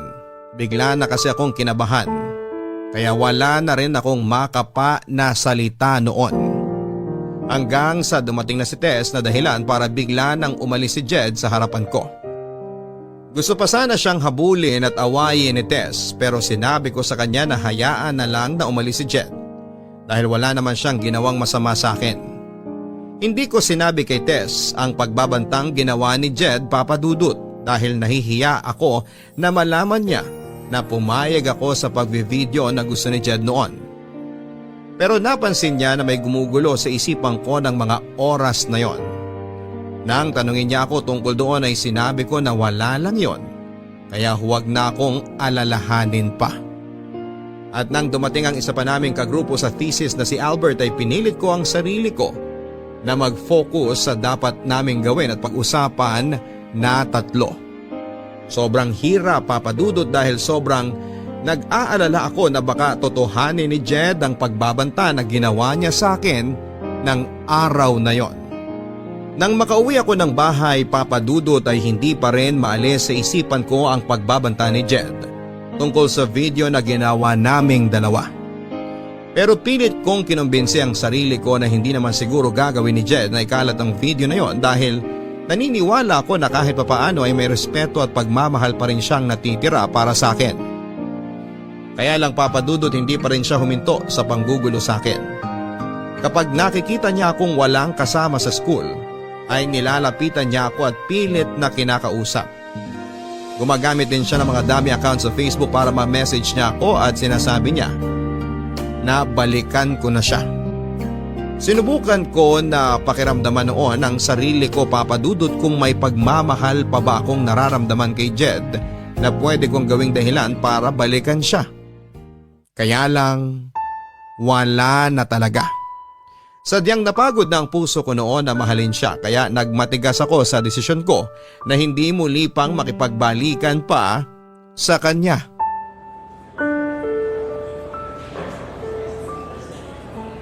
Hello, sino to? Hi babe, kumusta? Jed, ikaw na naman? Oh, teka. Relax ka lang babe. Jed, pangatlong palit ko na ng SIM card to. Paano mo ba nalalaman tong bagong cellphone number ko? Nakalimutan mo yata na marami tayong common friends. Ewan ko sa'yo. Wala naman tayong dapat pag-usapan kaya ibababa ko na tong... Oops. Huwag mong ibababa tong tawag. Dahil kung hindi, magsisisi ka talaga. Matagal na akong nagsisi at yun yung araw na hinayaan kong pumasok ka sa buhay ko. Grabe ka naman, Aya. Kung makapagsalita ka, parang hindi kita napaligaya sa kama. Pwede ba? Kung mambabastos ka lang, humanap ka na ng ibang kakausapin mo kasi wala akong panahon sa'yo. Eh, ikaw nga ang gusto kong kausap. Kasi nami-miss na kita, babe. Kaya bumalik ka na sa akin. Please? Hindi mo na ako madadaan sa mga paglalambing mo na yan. Sige na, bye! Buwisit talaga yung lalaki na yun kahit kailan. Aya, nandito ka lang pala sa kantin. Kanina pa kita hinahanap. Bakit hindi ka na lang nag-text para itanong kung nasan ako? Ay, oo nga no. Bakit ba hindi ko naisip yan kanina? Sorry ha, sobrang natataranta kasi ako sa paghahanap ko sa'yo eh. Okay lang, Tess. Pero bakit ganyan ang mukha mo? Para kang nag-aalala na hindi ko maintindihan. OMG, ibig sabihin hindi mo pa talaga napanood? Ha? Ang alin ba? Yung ano kasi? Tess, ayusin mo hayang sinasabi mo. Mas lalo kitang hindi naiintindihan eh. Ay, sige na nga, eto na. May pinadala kasing video sa akin yung classmate natin. Anong video naman yun? Ano kasi, video mo, Aya. Ha? Video ko? Ayoko sanang panoorin kaya lang. Pinipilit kasi nila ako na ikaw yun eh. Kaya pinanood ko na tapos... May kopya ka ba ng video na yon? Oo, pero Aya, alam ko naman na hindi mo gagawin yun at saka... Panood na lang ako, please. Oo, sige. Eto, nandito sa cellphone ko. Panoorin mo.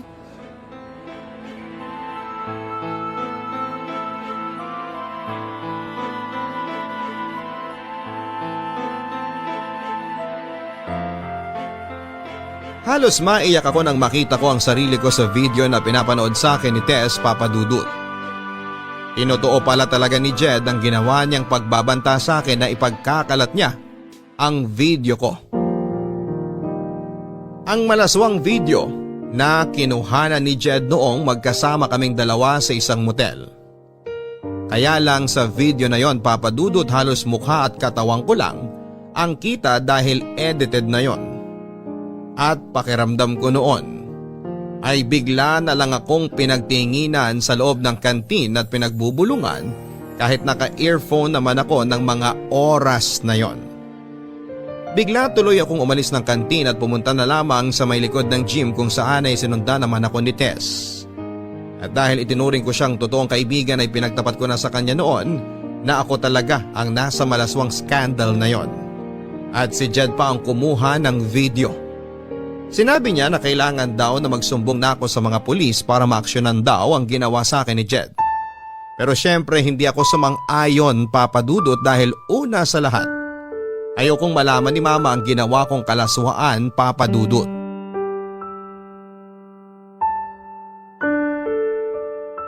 Girl, hindi ka na naman pumasok sa klase natin kanina. Masama kasi yung pakiramdam ko pero medyo okay naman na ako ngayon. Sigurado ka ba na ayos ka lang? Oo, wag ka mag-alala sa akin kasi nandito lang din naman ako sa bahay. Eh paano naman ako hindi mag-aalala sa'yo? Eh 2 araw ka nang hindi pumapasok sa mga klase natin. Oo nga pala, Aya. Sinabi sa akin ng advisor natin na gusto ka raw niya makausap tungkol doon sa kumakalat na video mo. Mukhang hindi na rin talaga ako makakabalik pa sa school. Alam naman kasi natin na hindi nila tinotolerate yung ganitong issue sa isang estudyante. Expulsion din ang diretso ko dahil sa ginawa ni Jed sa akin. Baka naman may iba lang siyang gustong sabihin sa'yo. O kaya, kailangan lang niya ng paliwanag mo tungkol dun sa video. Sabi ko naman sa'yo isumbong mo na siya sa advisor natin o kaya sa mama mo para maturuan ng leksyon yung Jed na yan. Alam mo naman na hindi ko kayang gawin yan. Kasi ayoko malaman ni na mama ang nangyari sa akin o yung tungkol sa kumakalat ko na video. Nakakainis lang kasi ang kakapalan ng mukha ng ex-boyfriend mo. Dapat siyang ma-expel dito sa school natin. Ay, pero Aya, ito payo ko lang naman sa'yo ha. Siguro sabihin mo na sa mama mo kaysa naman sa iba pa niya malaman yung nangyayari sa'yo ngayon. Ewan ko, Tess. Bahala na. Sige na, ibababa ko na tong tawag kasi kailangan ko na rin magluto para sa hapunan namin. Okay, sige. Basta tawagan mo ako kapag kailangan mo ng kausap ha. Oo, salamat. Bye.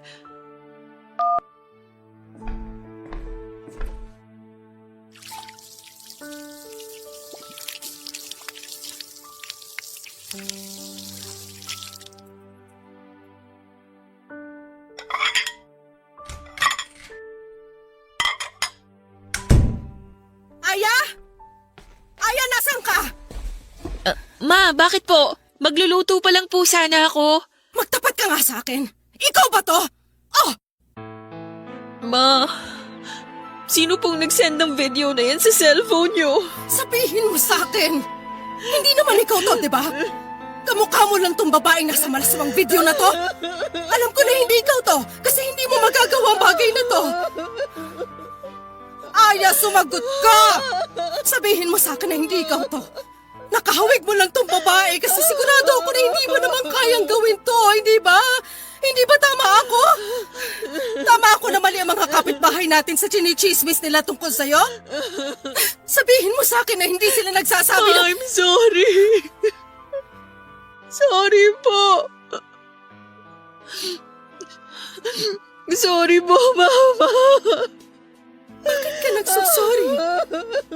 Aya, ako sabihin na ikaw talaga tong nasa malaswang video na to. Opo, Mama. Ako po, pero hindi ko naman po ginusto. Hindi kang babae ka! Paano mo nagawa to sa sarili mo?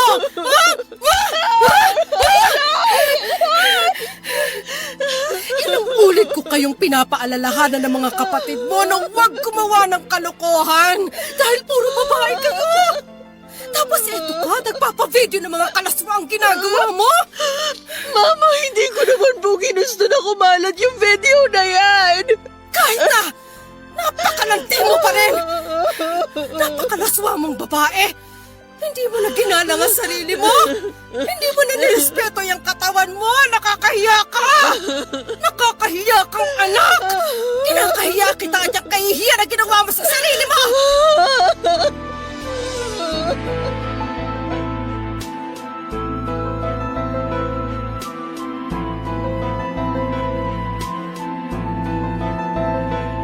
Papadudot yon ang kauna-unahang pagkakataon na nasaktan ako ni Mama ng pisikal at mapagsabihan ng masasakit na salita.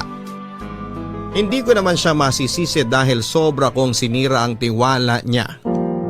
Sinubukan ko siyang yakapin habang paulit-ulit akong humihingi ng tawad sa kanya. Pero pilit niya lang akong tinutulak hanggang sasabihin niya na huwag na raw akong lalabas ng bahay dahil kinakahiya niya raw na may anak siyang malaswa ang pag-uugali.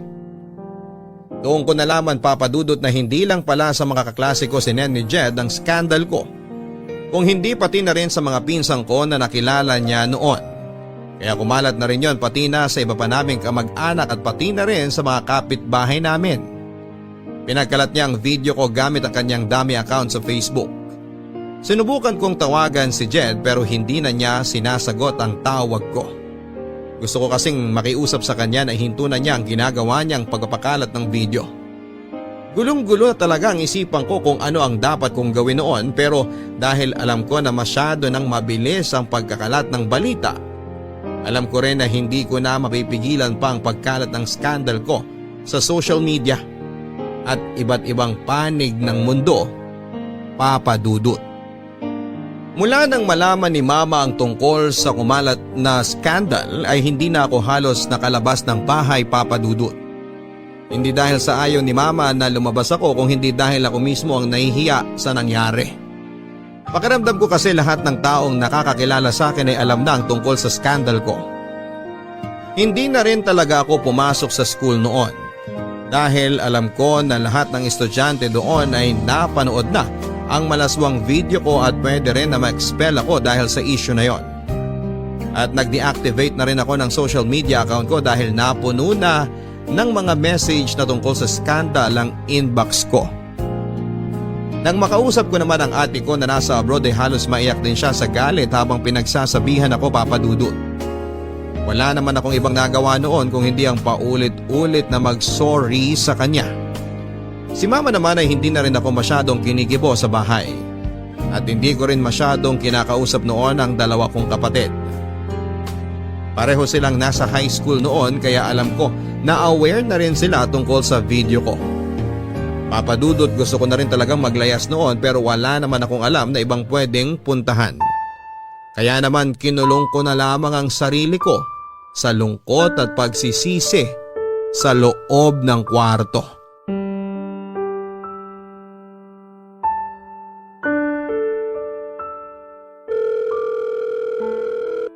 Sagutin mo na yung tawag ko, please. Oh, babe! Napatawag ka! Na-miss mo ako? Walang hiya ka, Jed! Bakit mo ginawa yon? Ha? Ang alin? Huwag ka nang mag-deny dyan. Alam ko naman na alam mo kung anong tinutukoy ko. Ah! Yung tungkol ba to sa scandal mo? In fairness, babe sexy mo dun. Parang sarap na sarap ka habang nakikipag-ano ka sa video na yun.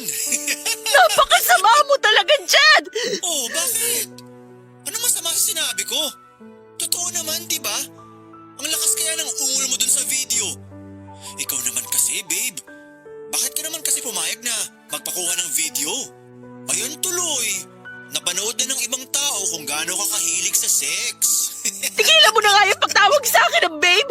Ang kapal din naman talaga ng mukha mo na sabihin sa akin yan! Alam ko naman na ikaw ang nagpakalat ng video ko na yon! Oh, teka lang. Hinay-hinay ka sa pagbibintang mo. Kasi wala ka namang katibayan dyan. Ang kapal talaga ng mukha mo na magbaang-maanga pa dyan! Bakit? Totoo naman hindi ko nga alam kung ako ba talagang kasama mo dun sa video eh. Jed, pwede ba? Ikaw lang naman ang lalaki nakagalaw sa akin at alam mo yon! Kaya huwag kang mag-imbento ng kwento dyan! Aya, paano ko naman masisiguro na ako talagang kasama mo sa video na yun? Mukha mo at katawan mo lang naman na nakikita dun. Kitang-kita dun na enjoy ka habang kinukunan ka ng video. Pinilit mo lang ako na pumayag kaya pwede ba? Tigilan mo na yung pag-iimbento mo ng kwento!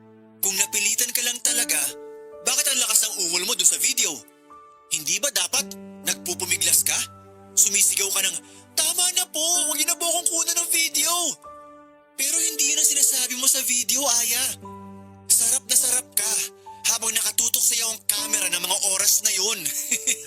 Ano ba talaga gusto mo, Jed? Bakit mo ginagawa mo to sa akin? Alam mo naman ang gusto ko, Aya. Ang bumalik ka sa akin. Pero ang arte mo lang masyado kaya pinaparusahan kita. Wala naman akong kasalanan sa'yo. Tinapos ko naman ng maayos ang relasyon nating dalawa at sinabi ko sa iyong dahilan kung bakit ayoko na. Ah, ayaw mo na talaga? Ganun na lang talaga yon? Oo nga pala, may naaalala ako. Ikaw, naaalala mo pa ba? Yung nakaluhod ka? Habang nakatutok yung cellphone ko sa'yo? Hindi ko pa pala yun nasisend sa mga kaibigan natin o kamag-anak mo. Dahil gusto kong pagsawaan mo ng panoorin yun bago ko ipasa sa kanila. Jed, please!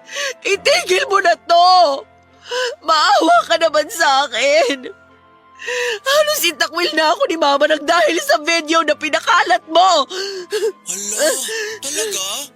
Sorry hindi ko alam Pero sige, hindi ko na ikakalat yung video na nakaluhod ka. Sa isang kondisyon. Pumunta ka sa lugar na i-text ko sa'yo.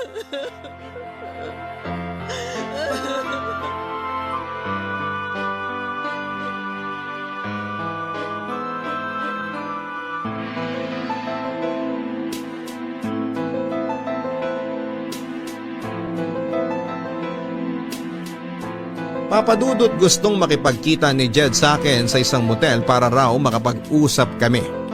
Pero hindi ako pumayag dahil alam ko naman ang gusto niya talagang mangyari noon. Sinabi ko sa kanya na hindi na ako babalik pa talaga sa kanya at hindi na ako papayag na may mangyari pa sa aming dalawa. Hindi na rin ako nakapagpigil at nailabas ko na ang lahat ng sama ng loob ko sa kanya. Mula sa pagiging seloso niya, mapanakit na boyfriend hanggang sa pagkawala ng pagmamahal na dati kong nararamdaman para sa kanya. Naramdaman ko rin ang galit niya noon sa boses niya at muli akong pinagbantaan na ipagkakalat niya ang isa ko pang malaswang video. Nagtapang-tapangan ako at sinabi ko na hindi ako natatakot sa kanya. Kaya lang kinagabihan Papadudot ay tinawagan ako ni Tess para sabihin na may kumalat na namang bagong video ko. At yun nga yung tinutukoy ni Jed na nakaluhod ako sa harapan niya habang kinukuhanan niya ako ng video. Hindi lang yun ang kumalat kung hindi pati na rin ang iba't ibang version ng kwento na tungkol sa pagkatao ko. Na iba't ibang lalaki raw ang kasama ko sa video na yon na nagbebenta raw ako ng katawan kaya may ganon ngalaswang video na matagal na raw akong hindi nag-aaral dahil pariwara na raw ang buhay ko. At kung ano-ano pang version ng kwento na hindi naman totoo. Nalaman ko yun mismo mula kay Tess, Mama at sa mga kapatid ko. Lalo tuloy akong kinamuhian ni Mama dahil inakala niya na totoo ang mga chismis na yon. Lalo rin akong nagalit noon sa sarili ko. Pakiramdam ko noon ay pati ako ay nandidiri na sa katawan ko dahil sa video na yon. Para bang nawala na ako ng kakampi at dahilan para mabuhay. Dahil puro kahihiyan na lamang ang binibigay ko kina Mama.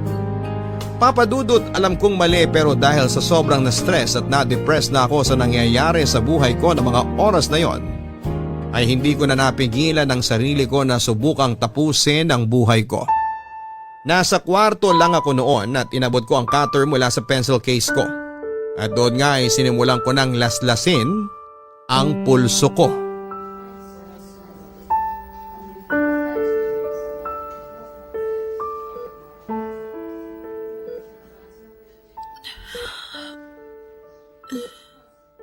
Tess?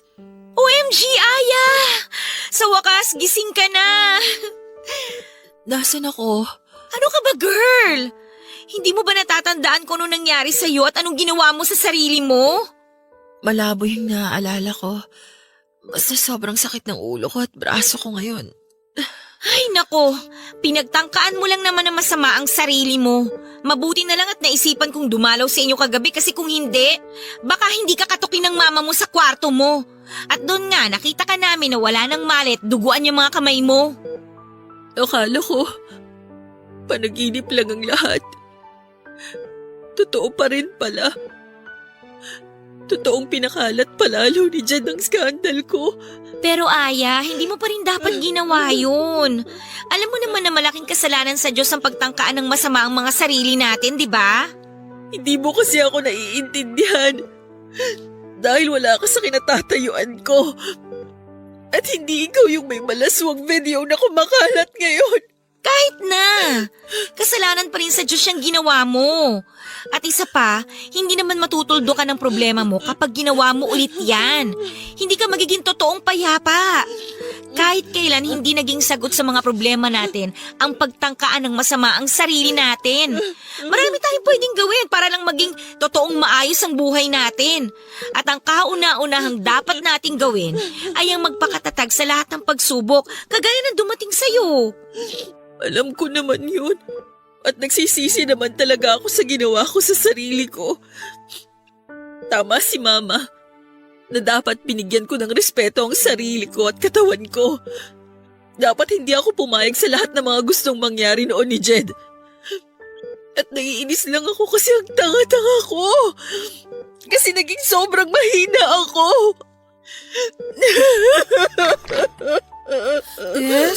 Sorry kung natagalan ako sa... Aya? Ay, salamat sa Diyos. Sa wakas nagising ka na. Lalabas po muna ako para magkape, tita. Sige, Iha. Salamat ulit sa pagbabantay sa anak ko, ha? Wala pong anuman, tita. Aya, balik na lang ako mamaya, ah.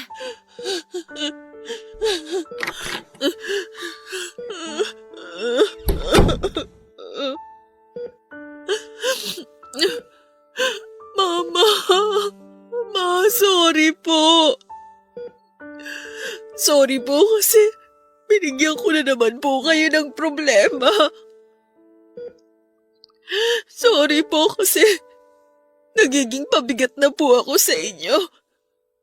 Sorry po sa ginawa ko. Sorry po talaga.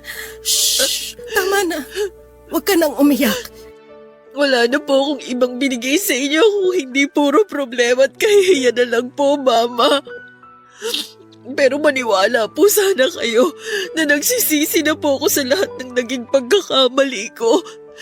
Hindi po ako masamang babae kagaya ng sinasabi ng ibang tao. Hindi po totoo na kung kani-kaninong lalaki po ako pumapatol. Si Jed lang po ang naging boyfriend ko. Mama, siya lang po ang lalaking kasama ko sa lahat ng kumalat ng malaswang video ko. Maniwala po sana kayo sa akin. Hindi mo ako nagsisinungaling. Hindi ba ako masamang babae, Mama? Naniniwala naman talaga ako sa'yo. Nadala lang talaga ako ng galit ko kaya nakapagbitaw ako ng masasakit na salita. Sorry rin, anak, kung hindi kita masyadong inintindi at mas pinakinggan ko pang masasamang naririnig ko mula sa ibang tao. Pero sinabi na sa akin ni Tess ang lahat na nangyari sa'yo. Kaya alam ko na nagkamali ako ng mga taong pinakinggan at pinaniwalaan. Kasalanan ko rin naman po kasi masyado kong binigay ang lahat kay Jed. Kasalanan ko kasi nagtiwala ako sa kanya. At alam ko rin po na malaking kasalanan ang ginawa kong pagtatangka ng masama sa sarili ko. Kaya sana, huwag mo nang uulitin ang lahat ng yon, Aya. Lalo na ang pananakit mo sa sarili mo. Ayoko mawala ka sa akin. Hindi ko kakayanin kapag nawalan ako ng anak. Basta ito ang pangako ko sa iyo, Aya. Gagawin natin ang lahat para papanagutin ng Jed na yon sa mga kasalanan niya sa iyo. At tutulungan ka namin ng mga kapatid mo na maibalik sa normal ang buhay mo.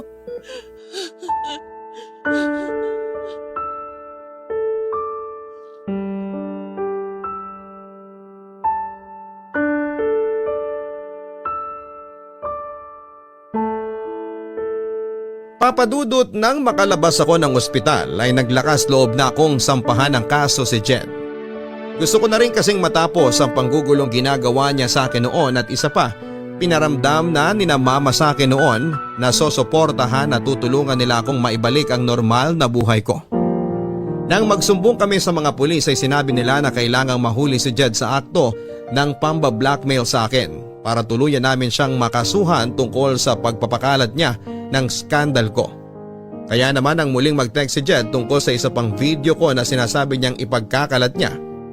Sinabi ko na makikipagkita na ako sa kanya at papayag na ako sa gusto niyang mangyari.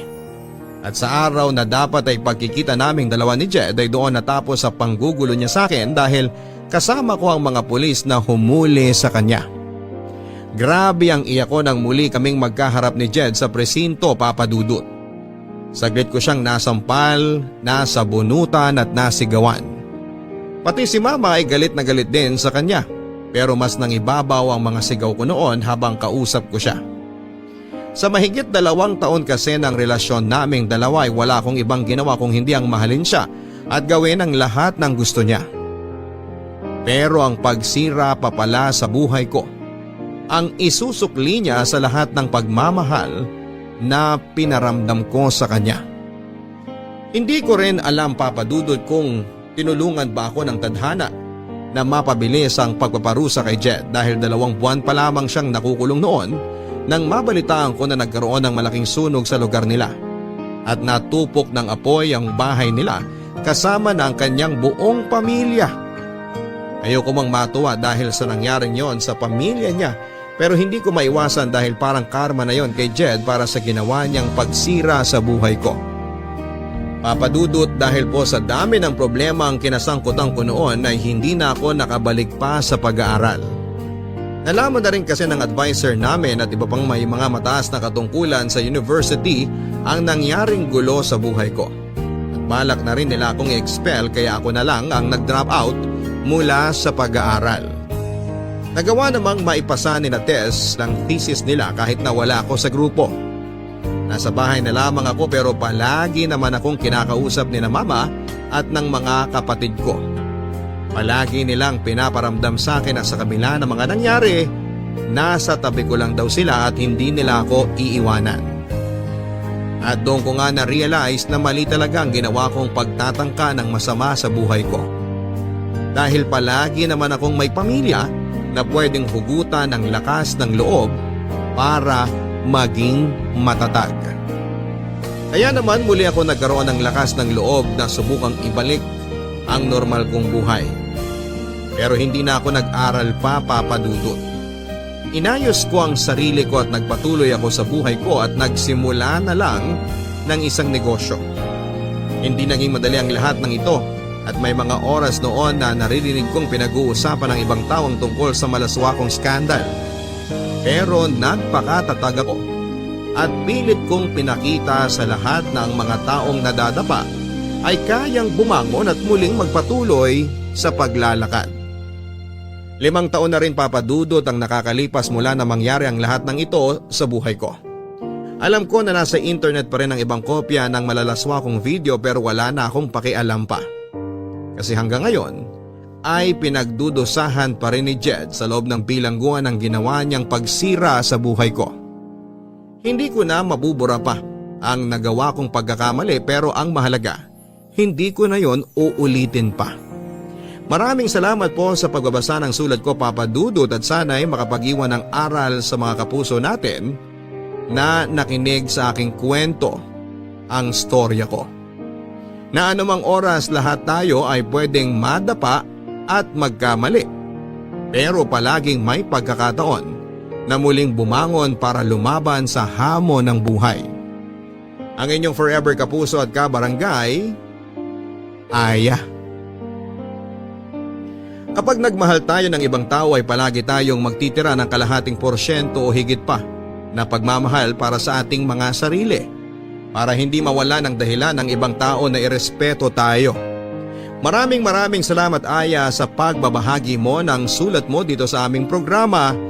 Hindi talaga biro ang pinagdaanan mo sa ginawa sa iyo ng dati mong karelasyon. Yung binigay mo sa kanyang lahat ng tiwala at pagmamahal mo pero ipapahama ka lang pala niya sa huli. Mabuti na lang at may mga tunay kang kaibigan at mga pamilya na hindi ka iniwang nag-iisa. Tama ka sa mga sinabi mo na sila ang dapat mong kinukuhanan ng lakas ng loob sa tuwing pakiramdam mo ay nangihina ka na. Pero sa susunod na maramdaman mo na para bang wala kang kakampi sa mundong ito ay magdasal ka lamang, Aya, no? Magdasal ka at ipararamdam sa iyo ng buong may kapal. Kailanman ay hindi ka nag-iisa dahil kasama mo siya at ang paggabay niya. Mga kapuso, alam naman natin kung ano ang tama sa mali kaya kahit gaano pa natin kamahal ang isang tao, kung sadyang mali ang ginagawa o pinapagawa niya sa atin, matuto tayong manindigan sa tama at sa sarili nating desisyon. Para sa bandang huli ay hindi tayo mapahamak at wala tayong dapat na pagsisihan. Hanggang sa muli, ako po si Papa Dudut sa mga kwento ng pag-ibig, buhay at pag-asa dito sa Barangay Love Stories number 1. Mga kwento ng pag-ibig, kwento ng pag-asa at mga kwento ng buhay dito sa Barangay Love Stories. Love Stories. Forever! Nagustuhan ng iyong napakinggan? Ituloy yan via live stream sa www.gmanetwork.com/radio.